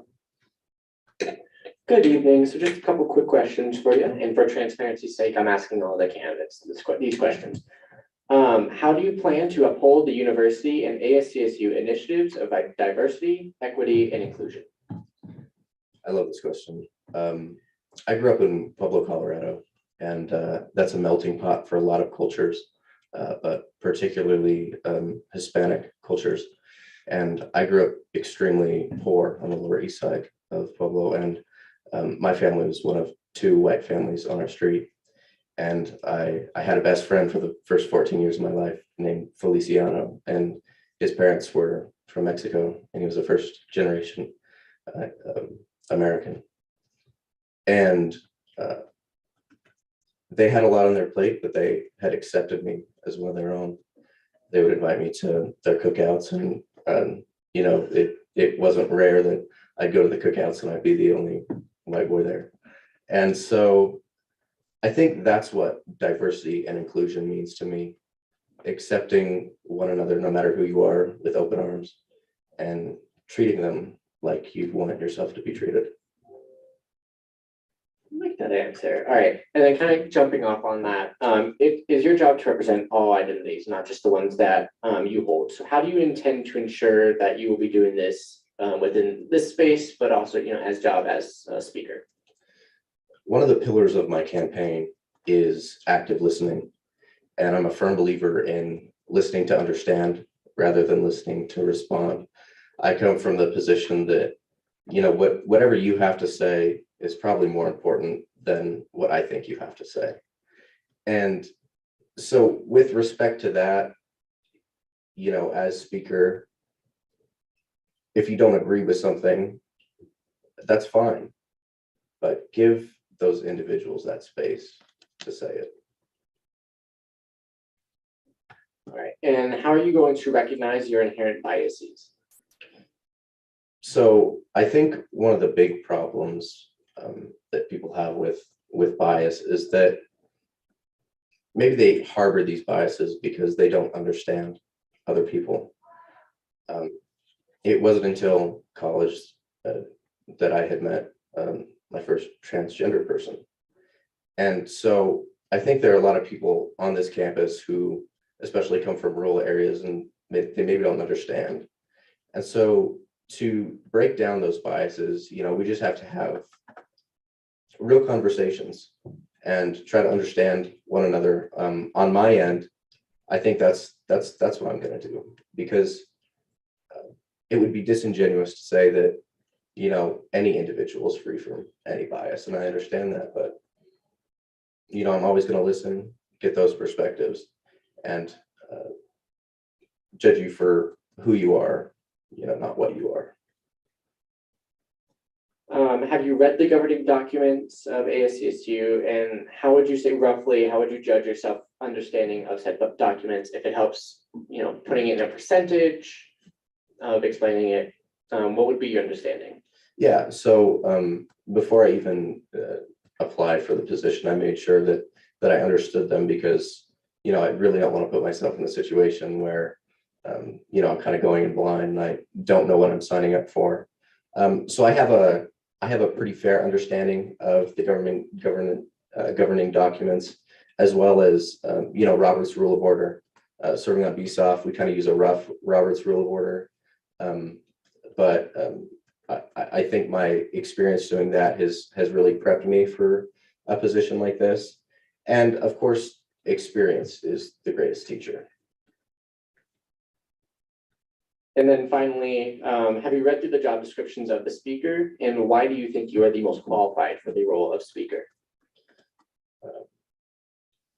You know, that's an interesting question. As far as qualifications, you know, going into this, I wanted to make this election, you know, based off of my qualifications and what I think makes me a good leader. And so that goes into, you know, really focusing on myself and not other candidates. So in answering this question, I'm not going to compare myself to other candidates, because I've met Mr. Welch and Mr. Correa, and they would both make fine speakers. But you know, I think I have some sort of you know, personal ability to, you know, make good relationships with folks, and I think that would help on the administrative level, but of course on this level as well, because if we could all get along, which I know is probably a pipe dream, if we could all get along, it just makes the government more efficient, and it's better for students. Awesome. Thank you for your time, and thank you for your answers. I yield to the chair. Senator or Chair Athey. I know that you said you had some experience with parliamentary procedure in BSOF, but how would you judge your comfort level and knowledge of parliamentary procedure and your ability to use it consistently in high stress environments? You know, when it comes to hands-on work, you know, I don't have experience being speaker, but you know, I feel like I have the general understanding to be able to, you know, maybe have some rough patches the first meeting, but of course I'm a quick learner, and of course I'll get it down. You know, the holes I am missing, which aren't many. Follow up with that, do you plan to do any work over the summer to make yourself feel comfortable with all of the parliamentary procedure and stuff? Oh, absolutely. If elected, you know, I'm gonna read that like it's a bedtime story. So this year, we've had many problems with the speaker having the ability to control the space and prevent harmful actions from running rampant through the Senate. What experience do you have running a group of people to be productive, inclusive, and compassionate? So that's also one of my other campaign pillars. It's accountability. And, you know, I like the saying, the buck stops with me. Of course, there are many individuals in this space, and it's somewhat difficult to control that. But what is under my control is, you know, how we treat each other, you know, when the speaker is in control. And, you know, serving on BSOF, it's not really as controversial as this, but there are some times where, you know, we have disagreements, but we talk it out and we act civilized. And you know, just going off of that even further, I think that's what needs to happen in this space. If, you know, just going forward, making sure that that's available to everyone in here and that I'm enforcing not only the rules, but making sure that everyone feels comfortable being a senator. The job descriptions for the Speaker of the Senate require extensive knowledge of the Senate as well as in legislative writing. Can you elaborate on your experience and preparedness for this? Yeah. So when I did run for office, I was afforded the unique opportunity to meet some really good people. And so the House of Representatives Majority Leader, Danae Asgar, is someone who I consider a friend of mine. And I would hope she'd say the same about me. But, you know, I've followed those bills and that legislation. And, you know, there is language that is somewhat difficult for the lay person to understand. So you really have to understand the language of those documents. So I have experience doing that. In addition to that, I am a legal studies minor. And so some of the legal jargon that you'll see in bills, I'm fairly familiar with. Could you explain your interpersonal and communication skills, especially in relation to working in a team-based environment? Yeah. So like I kind of stated previously, I like to build relationships, and I feel like communication is so much easier when you have a good working relationship with other people. And communication is a big piece. And with that, I think what's extremely helpful for that is that, you know, everyone feels comfortable communicating what's actually on their mind. And, you know, just having those values in a leadership setting, I think, you know, benefit me for the role. As previously stated by someone else, the Speaker of the Senate is required to work over the summer. How are you preparing to complete these duties over your break and to aid your legislative cabinet to start the 2022-2023 school year ready and prepared? We kind of just went over, you know, the big communication piece. And I think we really have to hit the ground running in the summer to make sure that when the Senate session starts at the beginning of the fall semester, that we're prepared and we're ready. You know, I'm willing to do that. Honestly, in the summers I do work, but if I don't bog myself down with work, and so I'll be able to, I wouldn't even say balance the two, because I would obviously be focusing more on the speaker role. In addition, what I've also heard as far as communication and building relationships, the Speaker of the Senate should have a good relationship with the executive branch. And over the summer, I would love to build that relationship as well. Thank you. I yield my time. Are there any other questions for the candidate? Senator Carousel. Hi, so what is your knowledge of the SDPS offices and how do you intend to connect with them, since most of, if not all, the SDPS offices are these marginalized communities at CSU, and how do you intend to reach out to them and connect to them? That's the student diversity programs and services, right? You know, I guess a lot of this just goes back to building relationships and, you know, reaching out. And I think, you know, they're extremely open, and I feel that once that relationship starts to build, I could be in a position to have a greater impact with the SDPS offices. Thus far, I haven't been in that position, but you know, with this role, I would absolutely be able to build and harbor a great communicative relationship with the SDPS offices. Are there any other questions for the candidate? Seeing none, thank you. You can now exit the room. We'll take, if you'll bring in Mr. Correa. Mr. Speaker. Yes. Just informing the body that there are 30 minutes left on the conference clock. Thank you. Chair Athy. I'd like to extend the confidence clock by an hour and a half. There's been a motion to extend the confidence clock by an hour and a half. Is there a Second. second? All for? Aye. All against? Point of order, Mr. Speaker. Unfortunately, we can only extend the confidence clock by a maximum of 1 hour. Would you like to amend your motion? Yes, please, I amend it to an hour. Is there a second? Seconded. All for? Aye. All against? This motion is adopted. You may present and then we'll open, try to keep it to 10 minutes of Q&A. But Hey y'all, my name is Ritik Correa. I also go by Rick. I use the he series of pronouns, and as the speaker said, I'm going to try and keep this as short and simple as possible.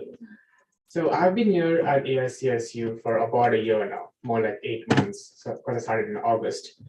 And this place has given me a lot in terms of a platform to voice my opinions, a place where I get to learn and grow and understand where I'm wrong by what I speak, by what others say.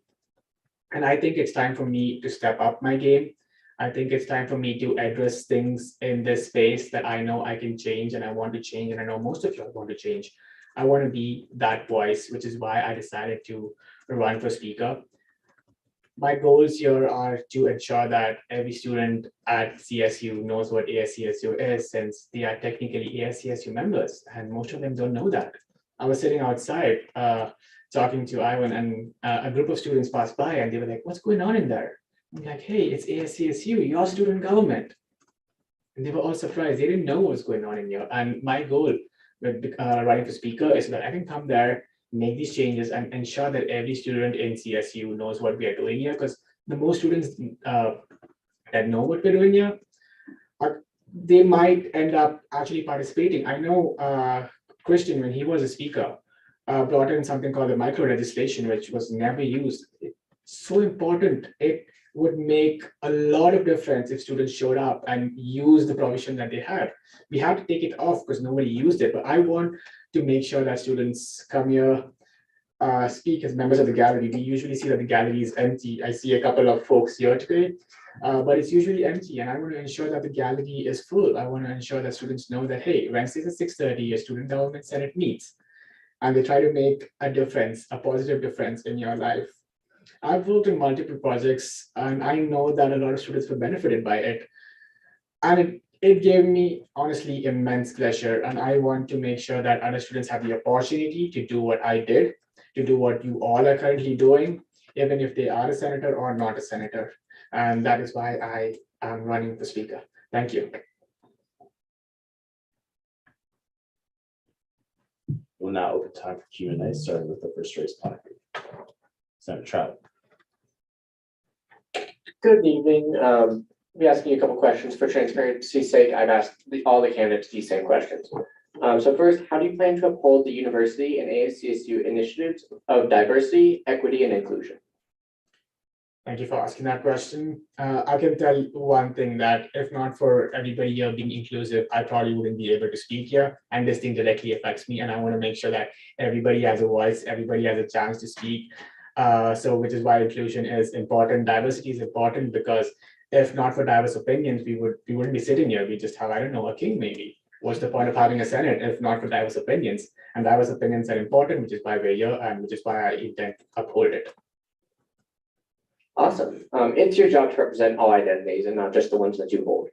So how do you intend to ensure that you are doing this while you're speaker? Yes, thank you for that question. I did realize when I first came to this space, I failed at representing identities that I did not hold. And as I grew forward, as I learned from other senators in ways that they brought up issues that did not really concern them, but concern people that they know, I've decided that I need to step up my game in terms of understanding issues or looking through issues through somebody else's shoes or else's lens, and not look at it from okay, zeros and ones, but all 1 to 100, hey, what does this person think about it? What does that person think about it? And yeah, that's the way. Awesome. How do you going to recognize your inherent biases? honestly, I believe recognizing inherent biases is one of the most difficult tasks for any human being because we always think, hey, I'm the best, which is not true. I've realized that I'm not the best for sure. I still need my mom to remind me to do my laundry. So, okay, could you repeat that question one more time? Yeah, of course. How are you going to recognize your inherent biases? Okay, yes. So, my main goal, which I've tried to adopt over the last 1 year, is trying to ask people more questions. Hey, I did this, which I believe is right. Do y'all think it's right? Do you think it's right? Do you think I should make a change? How do you view the situation? How do you think that somebody else might view the situation? Would this be beneficial or non-beneficial? So basically asking other people for their opinions on things that I do or ways that I think in order to enhance and learn more and become a better person. And that's how I try to do what's said. All right, have you read the governing documents of ASCSU? How would you judge your understanding of said documents? If it's easy to put that understanding within percentages to make that easier. So yes, I have read whatever I could, whatever was available to me. Stuff on the website hasn't been uploaded. A lot of things haven't been uploaded, but whatever I got access to, I have read pretty much every single thing. I would be lying if I said I knew everything because there's so much. I spent a whole night reading it and I was like, okay, I learned zero.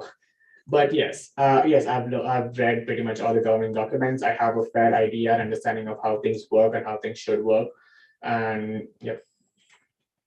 Awesome. And then finally, have you read through the job descriptions of the speaker, and why do you think you are personally the most qualified for the role of Speaker of the Senate? Yes, I have read the job descriptions of the Speaker of the Senate. The reason, as I said in my earlier introduction, is I want to make sure that the Senate runs efficiently, runs smoothly. I've noticed that a lot of SDPS offices haven't been sending senators. I believe the Women and Gender Advocacy Center has a seat here.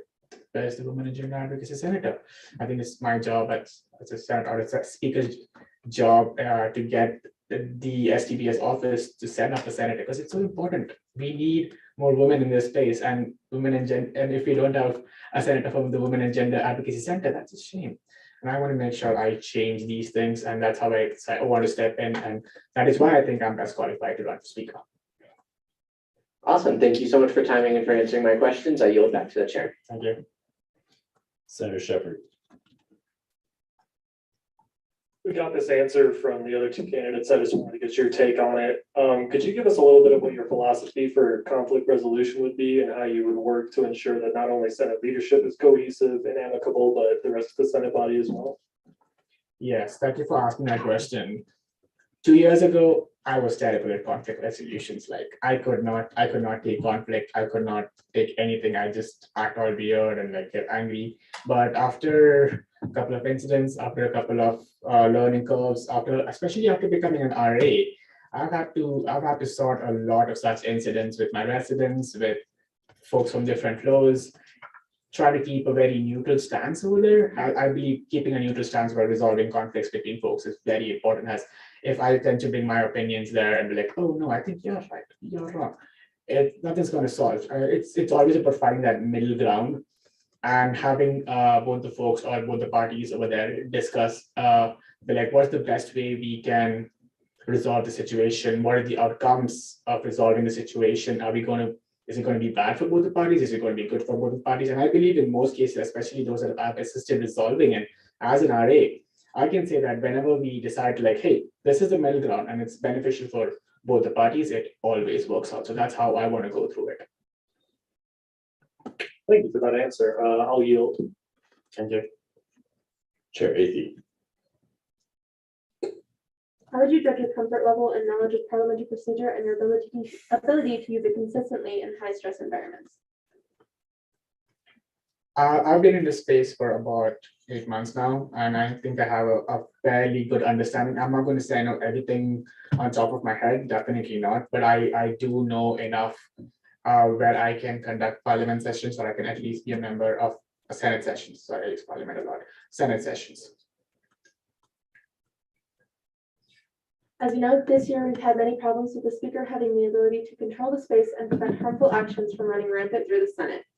What experience do you have running a group of people to be productive, inclusive, and compassionate?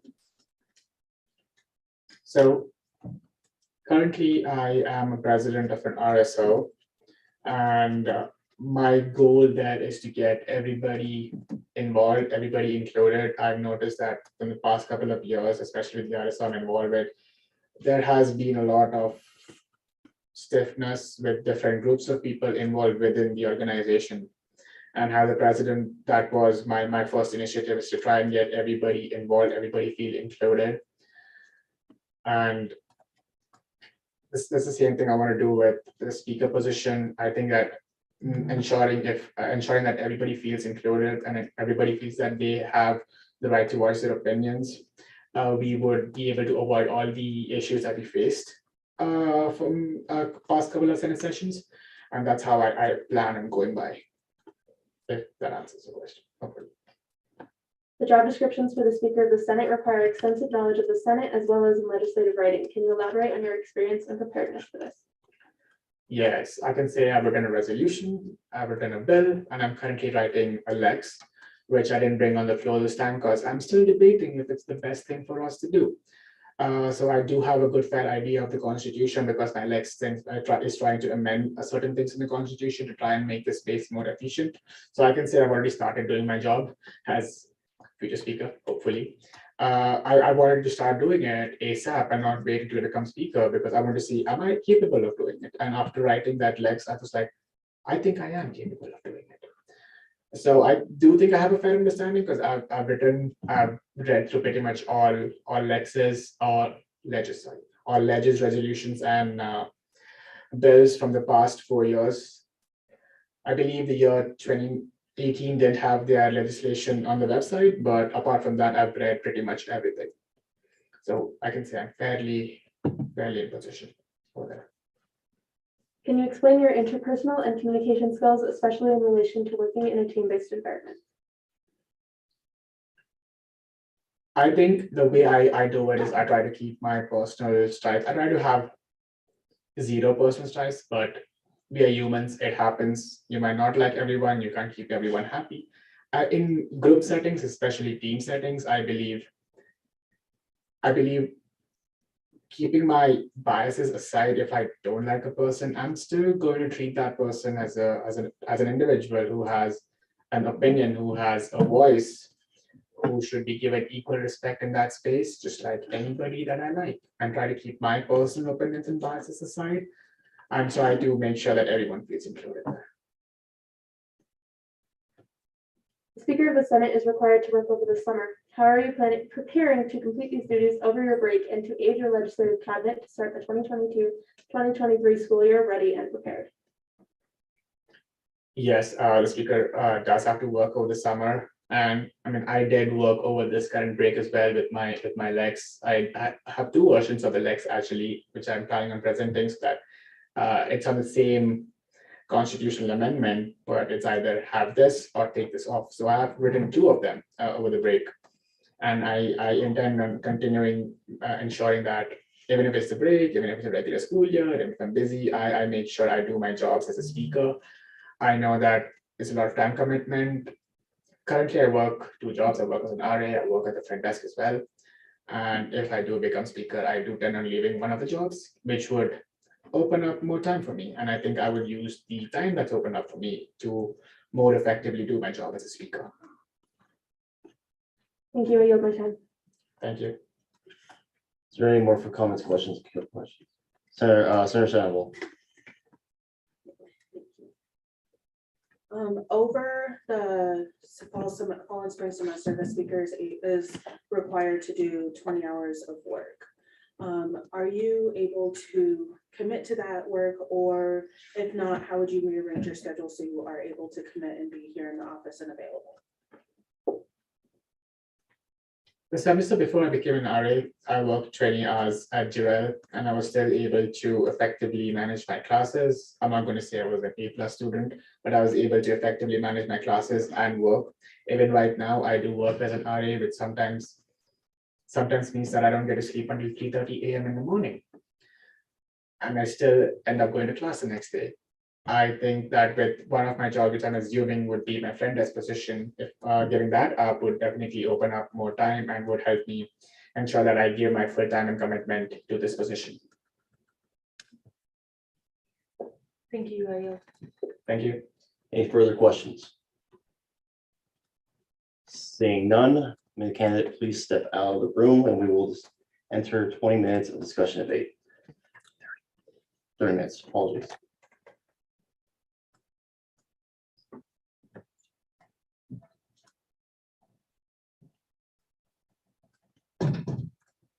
Minutes discussion and debate on the first raised placard.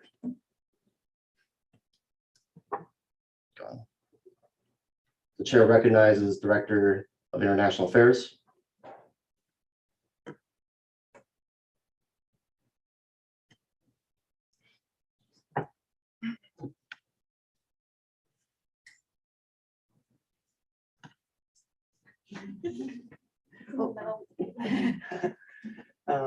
Good evening, everyone. Good evening, everyone. Thank you all for your valuable time and effort.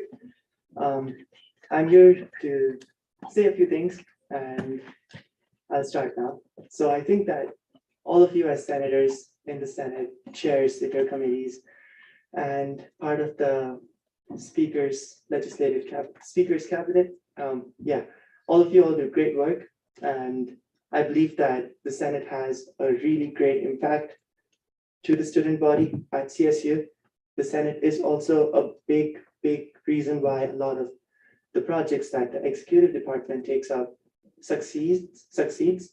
And so I believe that the Senate must run efficiently, and hence, knowing Ritik Correa personally as a friend and also as someone who's witnessed his professional work in terms of his work as a senator, his work as an RA, I believe that he will be able to really make sure that he ensures that incidents of biases don't occur, that the Senate is efficient, and that every senator and student at CSU has an opportunity to ensure that they are able to commit themselves fully and wholeheartedly towards the greater good. And I just wanted to say this part of the discussion and debate, because I do believe that he is fit for this position. And so, yeah, I ask you all to give him the opportunity to contest for this position. Thank you. I yield. Chair Athey. This is kind of unbiased just speaking. Generally, I urge every member here to think critically before you make your vote. There's absolutely no guarantee that any candidate is a complete shoo-in for even getting to campaign for the elections. Last year, much of the sentiment of the Senate was to just let them have the opportunity to campaign. I would like to bring it to the Senate's attention how well that worked out. So please take a good look at your actual confidence in the candidate's ability to actually be the speaker. Thank you, I yield. Are there any points, Senator Long? As for the previous two election/ratifications, I will urge every single person involved in the elections to abstain from the vote for this, and I yield. And I will be abstaining as well. Are there any points of discussion or debate? Senator Trout. Just to kind of echo Chair Athey, everyone does make an impact in this space.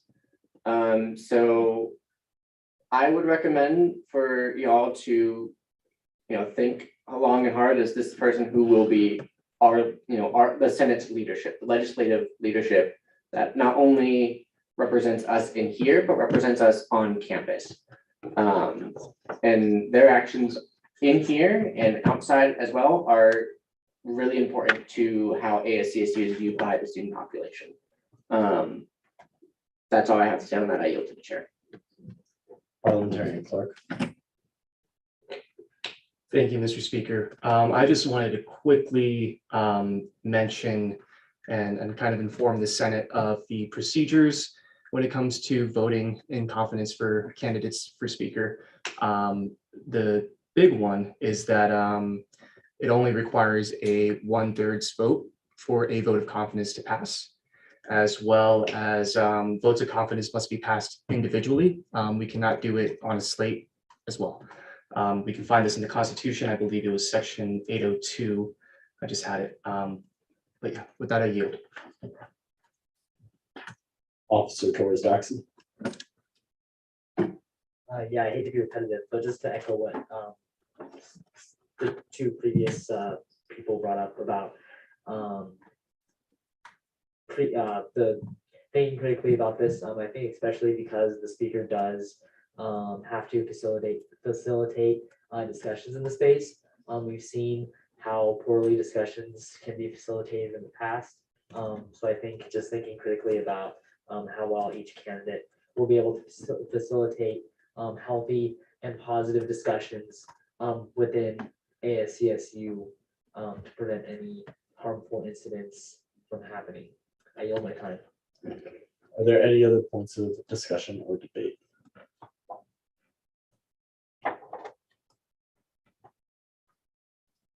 Seeing none, we will enter our secondary speakers list. Chair Ady. Okay, being biased in this statement, I want to bring it to the Senate's attention, the attempt to remove a woman of color's speaking rights for a very valid question. I bring this up not to antagonize, but to explain my lack of confidence in Senator Correa. I do not believe that he has the ability to ensure the space is good, safe, and welcoming. I yield. Are there any other points of discussion or debate?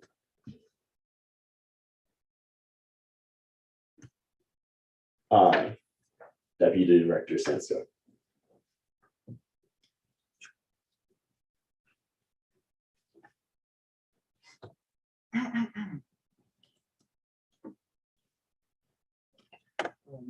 I would just like to say that I was myself present during the Senate session when the whole debacle happened and the speaking rights for a senator and a chair was contested. Knowing Senator Rick and the conversations that he held around the Senate session during the recess, Senator Rick's intention wasn't to stifle the chair's voice, but to ensure that Senator Rick stood up to what they believed was a perceived attack at someone's identity. And Senator Rick just spoke because he believed, and many other senators that were supporting him and having such conversations with him believe that they are not able to voice these concerns. The reason Senator Rick spoke wasn't just because it was his opinion, but it was because he was intending to represent the opinion of all of those that feel like they do not have the confidence to speak. So rather than stifling someone's voice, which I know personally with my relationship and also witnessing Senator Rick's work, is not something he's going to work for. The reason Senator Rick spoke that day was to represent other senators' voices. It wasn't to stifle someone else's voice, but rather to raise a set of other people's voices so that everyone is heard. And Senator Rick also apologized to the senator whose right to speak was contested because he realized that it wasn't the best way to go about. And I believe that because Senator Rick apologized and he learned from it, while also standing up for other senators' right to speak and their voice, he can definitely ensure that the Senate, is a place where everyone can voice their opinions freely, unlike it has been this current semester. Thank you. I yield. Chair Morgan.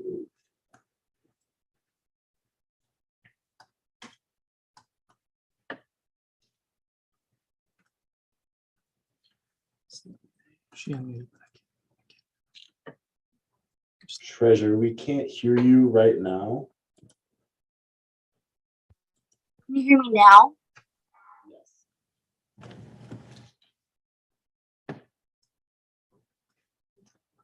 Yeah, it seems like it's gone out again. Yes, I can hear her. We're not hearing, it's not coming through in the chambers right now. Maybe try unmuting and muting again. Can you hear me? Yes. Leave the meeting and come back. Yeah. Okay.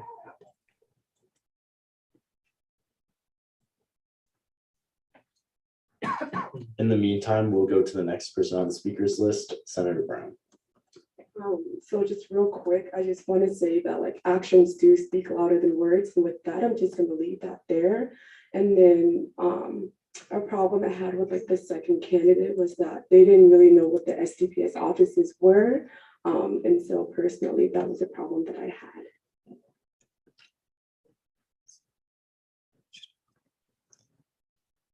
All right, we will now go back to Chair Morgan.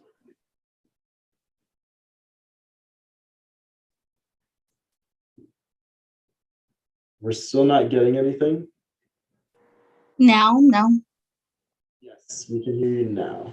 Okay, thank goodness. Okay. So hi everyone. I would like to say I think I have confidence in Evan just because working with him within the past year in leadership, he's always been responsible and always just willing to learn. And I think as a speaker, he would do a great job in conflict resolution and such. However, I don't think I would have confidence for Rithik just because within the space, he has seemed to not have as great conflict resolution. And there's constant examples of him trying to silence people's voices. And I think as a speaker, that would be problematic. So I would not have confidence in him. And those are just my thoughts. Thank you. Are there any other points of discussion or debate? Senator Carasato. Sorry, I was eating a Hershey's bar. You get some free like ASMR right now. I have such faith in Evan, Chair Welch, in his ability to be able to lead. And I hope that everyone else sees what I see. He's led multiple, I'm just gonna say things.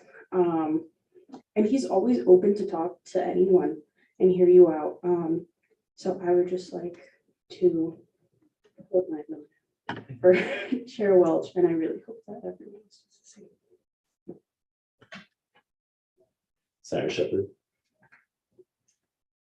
I think it's a really good slate of candidates. I have confidence in every single candidate that presented tonight. They all seem well-researched, well-spoken. And just to address the point about Senator Correa, I wasn't here that night. And I do understand that what he said was hurtful, but he does seem to be remorseful. And I believe in redemption. So I think we should still give him a chance. And with that, I yield. Senator Burge. So what I'm about to say, I don't specifically endorse any of the candidates tonight. I don't think that's fair. I do believe in second chances.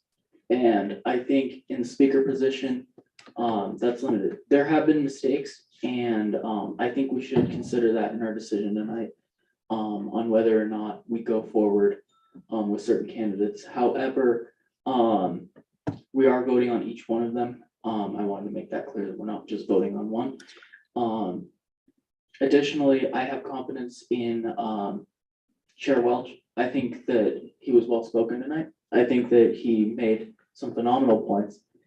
And lastly, I believe that he has the ability to debate very well and also lead this space very well. However, I don't think that we should, as a Senate,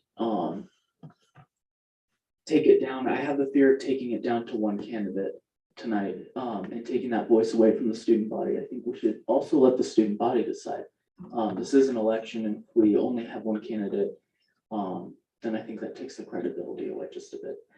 However, I think we know, each and every one of us, where our confidence lies with each candidate. And so I believe that however it works out tonight, I think will be good. I just fear that going down one candidate would hurt us in our election chances. So that is my 2 cents, but I hope each one of you vote on your personal thoughts on the credibility of each candidate and their ability to lead this space, basing it off of the person. I yield. Are there any other points, Senator Sandoval?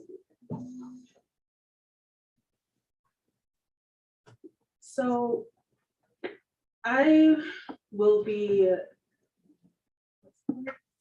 Thank you. Abstaining from the vote because I am part of the elections. However, I did want to make my thoughts known. As far as Chair Welch and Mr. DeSalvo, I think that's his last name. I do have full confidence in them. I do not know Mr. DeSalvo well, but I do know Evan very well. And I have seen Evan's work ethic. I think it's perfect for the role.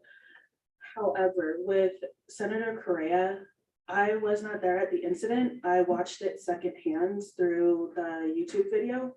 However, I did see the impact that it had on that senator. I saw her in the hallway in tears, ugly crying, because her voice was trying to be silenced. And when I watched the replay of it, I did not understand why that had happened, because I thought that question was perfectly reasonable. However, I do not know Senator Correa as a person. I have not had the chance to talk to him and meet with him and get to know him better. I only know him in the space. So from what I know him as in the space, if I were to be voting, I do not think he has the confidence. However, because like I said, I don't know him. And because I also am involved in the elections, I will be abstaining, but like I said, I wanted my thoughts to be known. Speaker Pro Tem for as notified of recent vote of confidence, can I please yield to Advisor Darrell, please?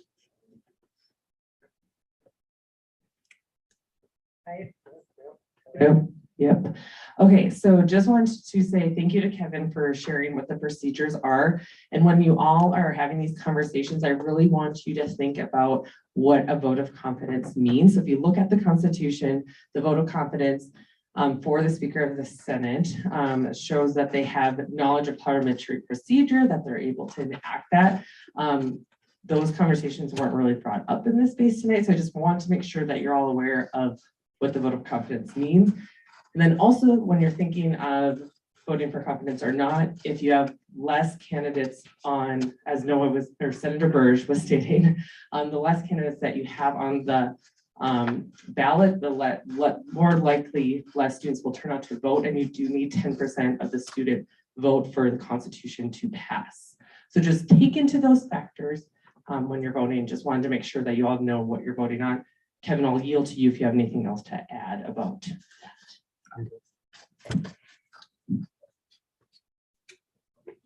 Are there any other points of discussion?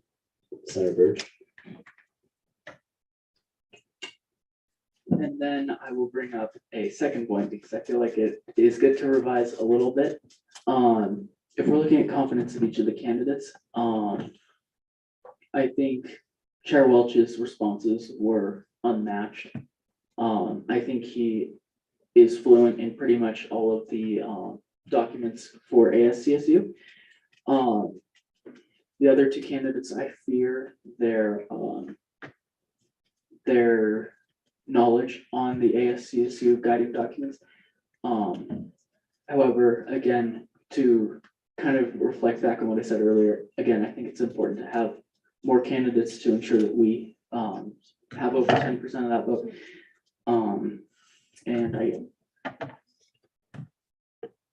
Are there any other points of discussion? Senator Carasolo. Hi guys. While I do believe in everyone's ability to grow in their roles and learn along the way, like that's what I did. I came into this space essentially by myself and learned as I went. I think it's very important in a speaker role for the speaker to be fluent in the language of ASCSU. So I, and this is just me, would rather have a speaker who is already fluent than still learning. That's what you said. Are there any other points of discussion? Senator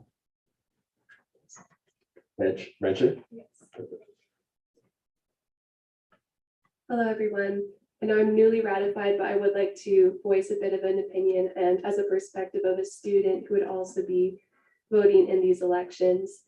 As a student, I know I would love to see more candidates than just narrowed it down, because I would like to know that my student body government has reviewed the candidates and seen them as fit to run. And looking at these candidates, they all express competence and experience in their roles.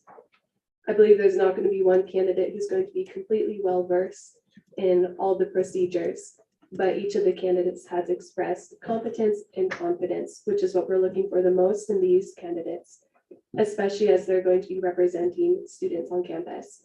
And so I think every one of these candidates deserves to campaign, to have different student body members be represented. And if we narrow it down too much, then we're putting our own perspectives and our own biases and our past circumstances on who we choose to be able to campaign. Senator Trout. Hi, y'all. So I agree with everyone's point of view in the sense of, we're looking for parliamentarian proceedings and whatnot, but I think it's also important that as senators in this space, and 2/3 of them were senators, it's harder for us to take a step back when we have seen that first, that the impacts of some of these candidates firsthand. And I think that's something that, should be considered. It's one thing to be, well invested in parliamentarian proceedings and whatnot, but if you don't have, what's the word I'm looking for? The sense of, I guess, support from Senate, if Senate's going to be worried that you're going to be, similar to what it was with the previous speaker, where we were basically stepping in glass every single session. I don't think any of us want a repeat of that. And I think we should be looking at candidates who can do both, who are really good at parliamentarian proceedings and have good relationships with Senate, because after all, they will be representing us and we will be working with them. So that's all I have to say on that. Please vote with confidence. Everyone who you think has confidence, but that's just my 2 cents on that, just to make sure that everyone's perspective is validated in the space. And with that, I yield. And I do want to re-emphasize Advisor Deardahl's point that, the procedures are the basic function of the speaker. So when we're considering competence, like that's the major point is, are they able to function following our procedure? With that, Senator Shepherd. Yeah, like I said before, I am fully confident in every single candidate's ability. And from what I understand, every single one of them said that they had already reviewed all the documents and they're familiar with them. And last I checked, August wasn't next week. So I think that they'll have ample time if they need to learn to grow into those roles. And to the point about keeping it within the space, my fear is that we are closing our doors to the students more than we already have. I mean, we only have one ticket for president, and it's people who are already involved. If we want the students to be involved more, why are we even considering closing that door to somebody who is from outside the space? That's all I have to say. I yield. Perfect. And just really quickly, Parliamentarian Clark, will you remind us of how much is left on the conference clock? Mr. Speaker, we have 52 minutes remaining on the conference clock. We have about 9 minutes remaining in our discussion and debate time. Great. I'd just like to remind everyone, we also have one piece of new business. So at a certain point, if we see the discussion going in circles, we can move on. Senator Williamson. Motion to move to previous question and discussion and debate. Oh, I'm sorry. There's one more person on the speakers list, but Yeah, motion to exhaust the speakers list and then end discussion and debate. there's been a motion to exhaust the speakers list. Is there a second? Seconded. All for? Aye. All against? This motion is adopted. Senator Brown. Sorry. Sorry, just real quick. So the incident that happened a while ago, so I just wanted to make sure that everybody knows I was in the room when it did happen. I do identify as a woman of color. So personally, I did feel that attack. And I do, right now, I do represent the Black African American Cultural Center. So I do represent Black people on campus. And I want to say that we don't want a leader who will silence us, especially women of color. That is our speakers list. I will now entertain a motion to the previous question. Point of order, motion to exhaust the speakers list does that. You're right. All right, we will now move into a vote on each of these candidates. These candidates will be voted on individually, and this will be a secret ballot vote. So please bring your votes up to the front or. A personal privilege. If we are abstaining, what do we write? Because I cannot spell abstain. I'm dyslexic in the text. Just write an A or an AB. And those who don't have a pen or pencil, please raise your placard and I can provide you one. Point of personal privilege, can someone remind me of the second, like how to spell the second candidate's name? DESALEO. Thank you.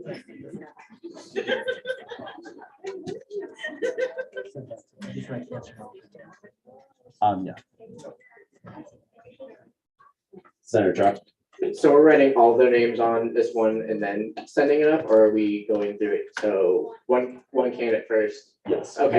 one sheet of paper, you'll write each of their names and say, which vote. So yeah. So then shouldn't we get 3 pieces of paper instead of just one? we'll just write it on. Yeah. Just on one piece. Okay, Yes. perfect. Thank you. I can't listen. I'm sorry. Yes, and if we could keep conversation to a minimum during voting, that would be fantastic. Thank you.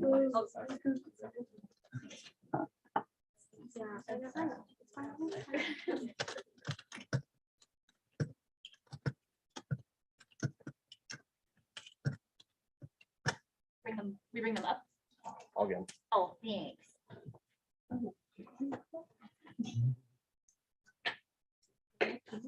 Can I motion for a 10-minute recess while the votes are counted? Seconded. I don't think we should, we're technically in a voting procedure, so I don't think we should enter a recess. Oh, yeah, once votes are, okay, yeah. Yeah, once we're done, just for counting. Yeah, I'll entertain that motion. It was seconded. We'll vote in a second once everyone's done.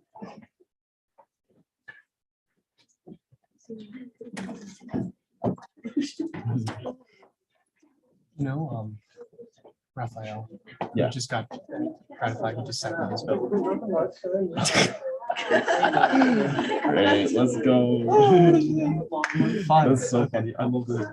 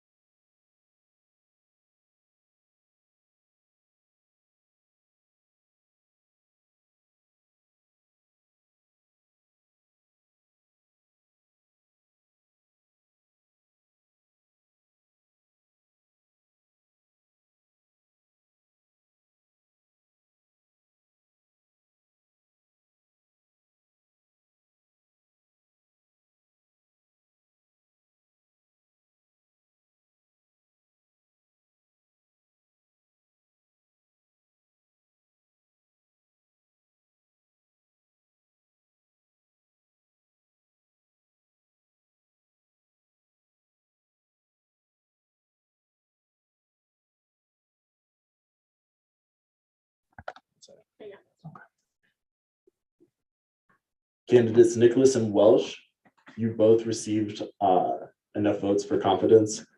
Candidate Correa, you fell just short of confidence. Congratulations, you two. Thank you to all the candidates for coming up. Y'all can all.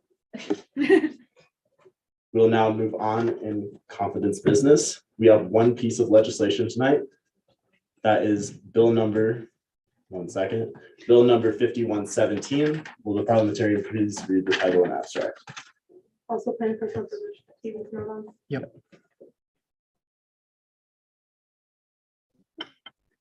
Did you hide the votes? So. Don't look at that, everyone, please and thank you.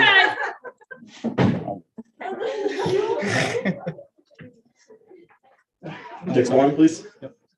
Will the parliamentarian please read the title and abstract? Bill 5117, supporting the growing food security project. Abstract. This bill seeks to allocate $25,860 over the course of 3 years and $8,620 per year increments to the growing food security project to ensure that they can continue to further expand their operations. Is there an author present? You may present. Hey, y'all. We've been working a little bit. So at the food pantry opening, the grand opening of the Rams Against Hunger food pantry, I had the pleasure of meeting these gentlemen over here. Y'all can join us. Yeah. I had the pleasure of meeting these gentlemen who both work with Ardex South and work with this growing food security project. They told us a little bit about it. They said they grow food for the students. They grow food that gets donated often to students. They also work on education, outreach. They give volunteer opportunities. They really let you have the opportunity to like get in the dirt, get in the soil, and actually like grow the food yourselves, see where the food comes from that's on your tables every day. And when we learned about this, we also learned that, you know, they needed some more funding. They can't really expand their operations. They needed some support. And so really that was where this came together. Sammy and I got with them about, when was it? I mean, a month and a half, 2 months ago, something like that. We all got together and we talked about this and figured that this was something worth fighting for. And so that is why we have this ask for y'all today. Anything you would like to add on that, Sammy? Awesome. Yeah, I'd love to pass it over to the gentleman who actually run this and let them share a few words about this program.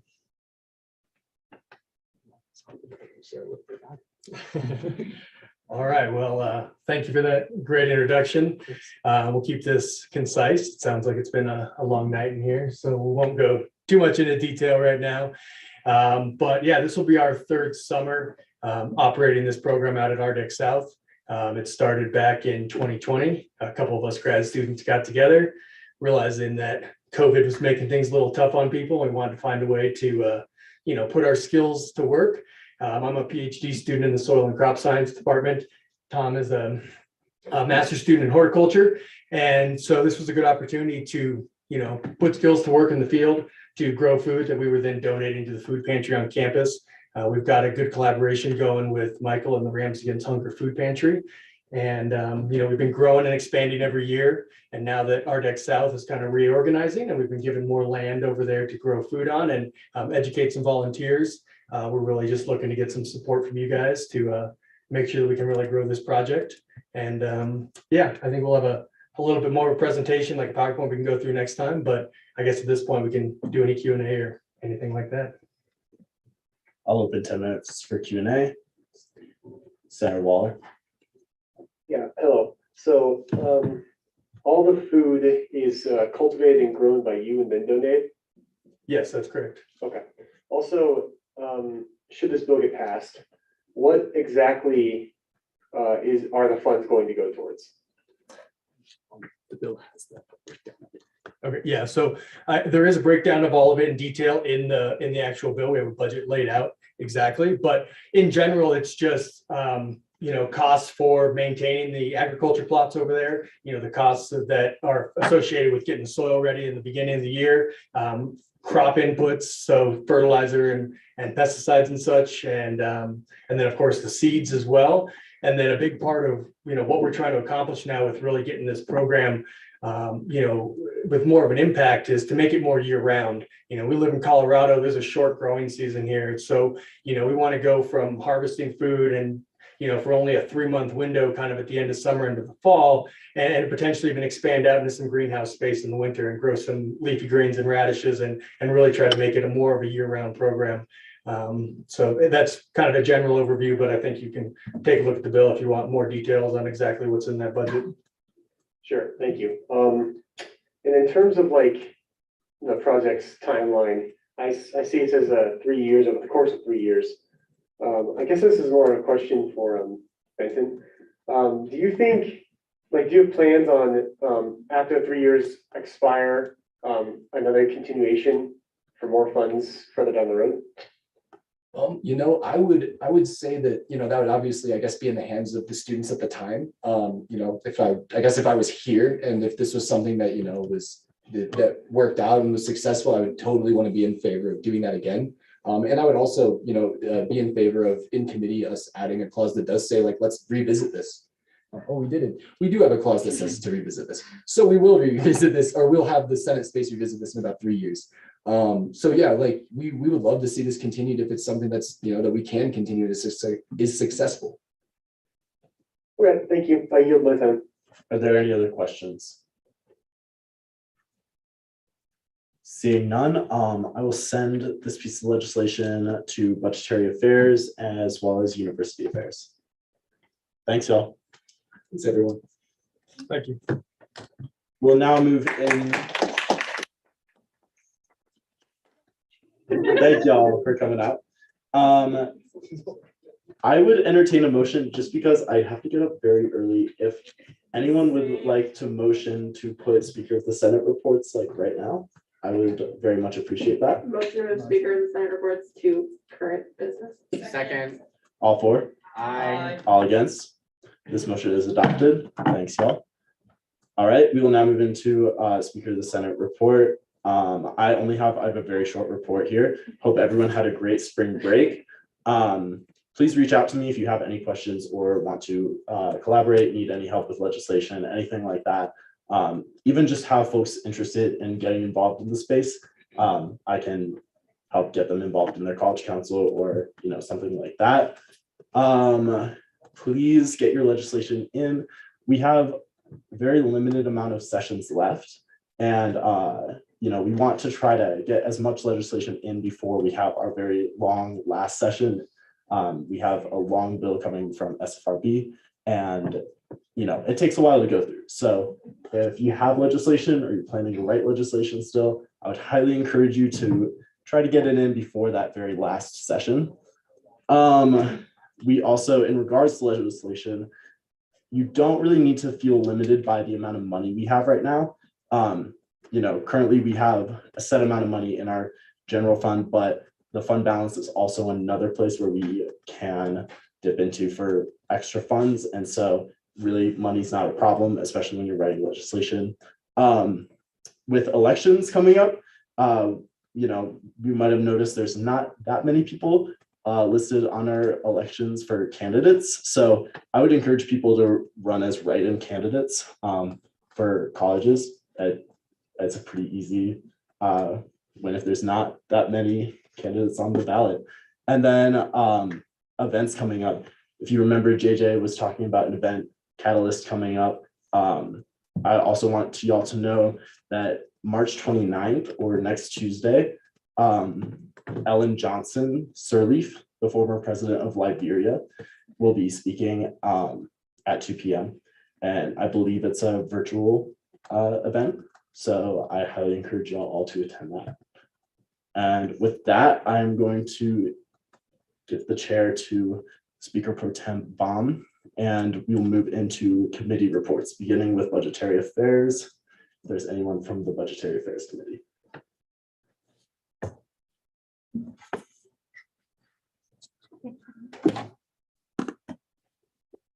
Sure. Okay, I'm just gonna quickly announce what we did with budgetary today, unless you want to do it. I mean, I can do it since I'm the only member here. Chair Silverheart now, was gonna give me something to read, but I still don't have it. Yeah, this week, we discharged the pocket pantry funding bill that Director Rossler wrote. And we also discharged. Oh yeah, we discharged the little green books, the green and gold books for Chair Athey's bill. And this next week, we're going to be having the authors of I believe Speaker Pro Tem Baum and Senator Sandoval are going to be coming to the committee next week to talk about the Ram v. Stress event. So we'll be looking at that bill this week, along with Senator Correa's Ram Ride Secure codes for Lyft passes to the CSU Health Network. And yeah, that's all we had to look at. If you're not already in the Budgetary Affairs group chat or group me, let me know, I'll add you. I'm sure Chair Silverheart will be discussing our meeting time for this next week. So be on the lookout for that. And other than that, I will yield. Chair of Internal Affairs. This week, Internal Affairs will be meeting on Friday from 4 to 5 in the conference room. We will be seeing the Lex and the Rams de-stress event. Also, I want to update you all. We still have money from last year's Social Justice Library bill, and we are looking for suggestions for books to buy. We'll be sending a form in the weekly email next week, so please start thinking of any books, and then we will vote on them once we have a good list. Thanks, I yield. Chair of University Affairs. Hello, everyone. So we'll be meeting tomorrow on Thursday from 4 to 5, and we'll be looking over Bill 5116, Rams de-stress event, and Bill 5117, supporting the growing food security project. And that's all I had to report because we did not meet before spring break. And I yield my time. Moving to caucus reports, Chair of Women's Caucus. Hi, everyone. Oh gosh, can you all hear me? Okay, good. Okay. Yes, I'll keep it short. We're not meeting this week. We'll meet next week, and I have nothing else to report. I yield. Chair of Diversity and Inclusion Caucus.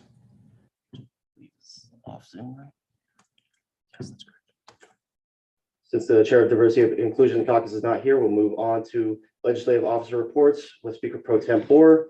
Real quick, everyone, just our current budget is sitting at $110,000. That is all. Please get your bills in. Moving on to Parliamentarian. Hi, Senate. I'll keep it very brief. Just hope everyone had a really restful and well-deserved spring break. Shout out to the authors and collaborators of the Growing Food Security Project for staying as long as they did. And in other updates, Bill 5110, the expansion of the all-gender restroom pilot program, and Lex 5101, remedying a mistype, were both signed by President Dixon this week. So congratulations to the author of these bills, Senator Williamson, Director Rossler, Brandon Lowry for Bill 5110, and Chair Athey on Lex 5101. And then Bills 5112 and Bill 5113 have been discharged by all the committees. And so it will be appearing next week in Senate. Just a quick reminder that legislation is due on Wednesday at 5 p.m. and that we are in our final stretch with just a few sessions left. Just wanted to emphasize again to please reach out to me or to anyone else in Senate leadership if you have ideas for legislation and any ideas for what ways we can support y'all with regards to your initiatives. And with that, Mr. Speaker, I yield. Recruitment and Retention Officer. Yeah, hi everyone. So just to echo what everyone else has said, please get those pieces of legislation in. If you would like any help or assistance writing legislation, please let me know. I'm also a resource and I can also help. We have tons of money to spend. So yeah. And I have just one announcement to keep it short. I was planning to do a movie night to kind of boost morale and give everyone a well-needed movie night because I know the semester is about to pick up here, especially with exams and midterms and just all the crazy stuff. I was gonna plan some time like 2 or 3 weeks from now. I'll send a poll with like possible movie options, or if you all have any ideas, please let me know. And it'll be open to anyone, especially the CSU community as a whole. So yeah, let me know.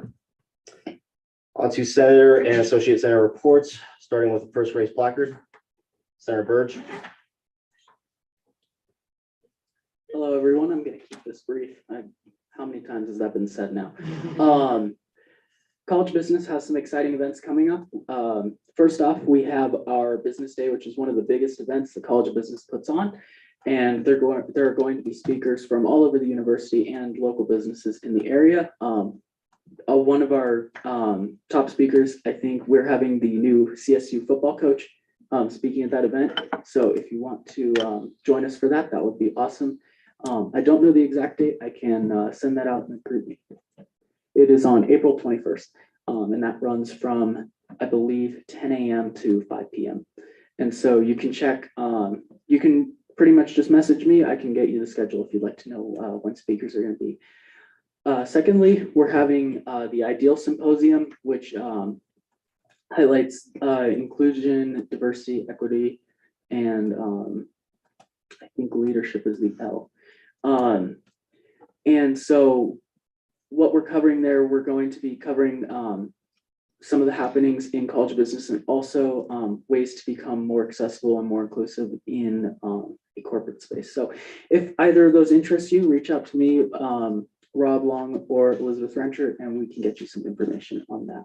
So I get Senator Williamson. Okay, sorry, I'm trying to find all these events for Pride. Okay, so hi, Charlie, they, them, Senator for the Pride Resource Center. Couple things coming up. Lavender graduation is happening. So if you know a graduating senior, anybody like that that would like to be recognized, the RSVPs are open on the website. Also part of Lavender graduation is our yearly award ceremony. So if you know somebody, faculty, staff, alumni, student that has been an ally to the community or doing really cool things, you can submit them for a Lav Grad Award. We also have a couple of events, Craft Corner with the Pride Resource Center and the Black African American Cultural Center has a couple Monday crafting sessions that are just sort of fun crafts. We're doing like collages, we're doing tie-dye one time, just gonna be kind of chill. And then Senator Silverheart, Chair Silverheart, sent me some things to say. Hey y'all, it's Alex Silverheart. Thank you so much for voting me as a chair. I'm super pumped and vibing at the drag show that he's at right now. I wanted to provide some info on what I've been working on. Firstly, if you are interested in working with me, I want to gather a group of students to go down to Denver and volunteer with Project Cure to help send supplies to those in need in Ukraine. Please reach out to me if you're interested. Secondly, the Get Yourself Tested campaign is currently going on right now. You can get tested for chlamydia and gonorrhea for the low price of $20 through the health center. Lastly, I urge you all to encourage your friends and constituents to vote in the upcoming elections. Thank you and have a good night. I yield. Senator Epperson. Hello, everyone. I will not be brief. So a few things. The College of Health and Human Sciences, we're hosting a few fundraising food nights for Rams Against Hunger. At these events, you have to mention DLC, and so we'll get a part of the percentages. And we're doing one on Wednesday the 13th, which sadly falls during our time, at Cafe Mexicali, one on Monday the 18th at Panda Express, one on Wednesday the 20th at Modern Market, and then we're doing a hygiene drive for Rams Against Hunger again on Monday, May 4th. And the list of items that are accepted are going to be like general hygiene products, menstrual products, toothbrush, toothpaste, body wash, shampoo, deodorant, all those things are really appreciated. If you're willing and able, please donate. Additionally, the boxes to donate those items are going to be at the College of Health and Human Science Computer Lab. So that'll be Education 220, Gifford 317, Moby B 219A, Pre-Construction Center 200 and 201, and then Richardson Design Center 104. And then for my last piece of information, the School of Social Work is holding a Trans Day of Action to increase the support and learn how to make your voice heard on anti-LGBT plus legislation.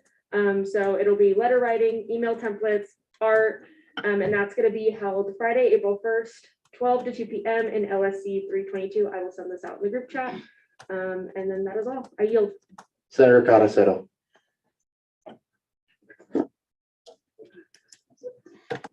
1 sec. I'm just having some technical difficulties. Sorry, that wasn't my fault. Hi y'all. So as some of you may or may not know, it's Latinx Latinx Activism Week next week. And we have a couple events, and I'm always open to having y'all go with me if you don't feel comfortable going to any of these events by yourself. On the 29th, we have Writing with Ancestors. That's going to be in the Morgan Library. On the 29th, we have a keynote speaker coming in. Her name is Monica Ramirez, and she is a gender equity activist. Sorry, guys, I speak 3 languages. I short circuit. Civil rights attorney and co-founder of Alianza Nacional de la Campesina, which translates to, because I don't think many people in the space probably understood what I just said, the National Alliance for Farmers. So that's happening on the 29th. On Wednesday, we have a program called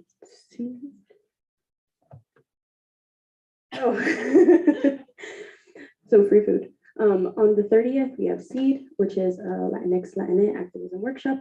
On the 31st, we have Lunch with Latina Leaders, which is a program that we have every Thursday with Betty Aragon Mitote. I totally messed that up. And then on the 1st, we have Art as a Healing Practice, which we have done before, and it's a super cool event. Come and show us your creative side. And that's all I have. I yield my time. Officer Torres Doxy. Yes, so hi everyone. So we have one more try to understand event. APAC has one more try to understand event this month. That's going to be on. I'm so sorry. On Monday, March 28th in APAC at 4 p.m. And it's about violence against women of color. So it's a reflective and supportive space to discuss racialized nature of violence against women. For anyone who doesn't know, March 28th is the anniversary of the shooting in Atlanta that took place last year. And we're also kicking off APITA Heritage Month in April. So we have a lot of cool events up for that. We have a trip to Meow with one of the artists who are having, who has an art exhibition in Meow Wolf. Spots are limited. So if you would like to go, you can go to the APAC Instagram and sign up through that QR code. I know I'm probably gonna go. If anyone that wants somebody to go with, please let me know. It'll be really fun, and I'll keep you updated with all the other APITA events coming up for APITA Heritage Month. So yeah. Chair Morgan. Hi everyone, me again. Just an announcement that this Friday is Murals, and Murals is a multicultural undergraduate research, art, and leadership symposium. It's happening throughout the LSC, so there'll be oral presentations starting at approximately 9:20. So, and then poster presentations in the afternoon. You might see me there. So, but anyway, if you're free, it'll be a fun time. Just look at research and just I don't know, just support students and research. That is all I use. Crazy. I also, we don't have an announcement section, so I'm going to say something not related to the SDC. So on Saturday in Old Town Square at 1 p.m. is the Fort Collins climate strike. And those demands are divest CSU from all fossil fuels, give Hughes land back, and stop all oil and gas extraction in Larimer County. So I hope to see you all there. Thanks, I yield. Senator Trout. Hi all, just a couple quick announcements really quick. I'll try and get through them as quickly as possible, but there's a lot. Number one, I would like to again let y'all know about the mental health resources, especially for my lovely friends within the LGBTQ plus community. There's just a lot going on in the world right now that isn't the greatest right now. So just a couple reminders, the Pride Resource Center in the LLC is open from 8 a.m. to 5 p.m. And additionally, the CSU Health Network, my apologies, has a coming out and being out therapy group. I'm not sure who to get in contact with, but if anyone's interested in that, I will find contact for that. Additionally, the Department of Political Science hosted a virtual panel on the developing situation in Ukraine May 3rd. They have that video online on YouTube. If you go to the source, they have it in their recap on their March 16th, 2022. I found it really interesting, just kind of looking into that. So, and then additionally, kind of jumping off on that, the Communication Studies is hosting the Human Rights Film Festival. There are two important timelines. The in-person time in Fort Collins is going to be from March 31st to April 3rd. And then there will be a virtual section or virtual times between April 4th and April 10th. Let me see. The first movie on the 31st is going to be How to Buy Democracy. So there's that. It is at the LSC. Again, when I find more information about that, at 7 p.m. It doesn't have the time yet, but I will figure that out for anyone who's interested. And with that, I yield my time. Moving to the secondary speakers list, Senator Epperson. Hello, everyone. Sorry, I'm back. Additionally, with the food nights, I will send out a code to order online, so you could get it for Mexicali and whatever the other night is. Modern Market, you can get it on those nights, so you can order online. Sorry, that's all. I yield. Parliamentarian Clark. Thank you, Speaker Pro Tem Baum. This is not an announcement. This is actually a modification to our votes of confidence. But I just also want to preface at the same time that this does not change the results as well. Just wanted to mention that Senator Isaac Niver did vote. And so it looks like the vote would then be 14 or actually 15 votes for Senator Welsh, 12 votes for Nick DeSalvo, and 5 votes from Senator Correa. And so that still does not change anything, but I just wanted the Senate to be informed of that and that to be reflected. So I yield. Senator Waller. Hello, everybody. Apologies for waiting. This kind of slipped my mind, but the College of Health and Human Sciences, specifically the Department of Construction, is going to be hosting an open forum on Monday, the 28th from 6 to 7 p.m. The forum will be discussing diversity in the construction industry. So I would like to encourage all of you to attend, as I think it would be a great way to see how diversity affects other industries aside from the one you're going into. I yield my time. Seeing no other speakers, going on to any roll call, I will entertain using beginning roll call. Chair, anything? Yeah, I make that motion. Is there a second? Second. All for? Aye. All against? This passes. We adjourn. No, I'd like to make a motion. Yes. I'd like to We make a adjourned motion. already. No, we that's adjourned. not We true. adjourned That's- already. No. You hit the gavel on the thing. We are done. I motion to overrule the speaker's decision to hit the gavel. I deny that motion. Uh, We've adjourned. Rob, you can just sing it. We're done. You Seconded. have freedom to do what you wish. You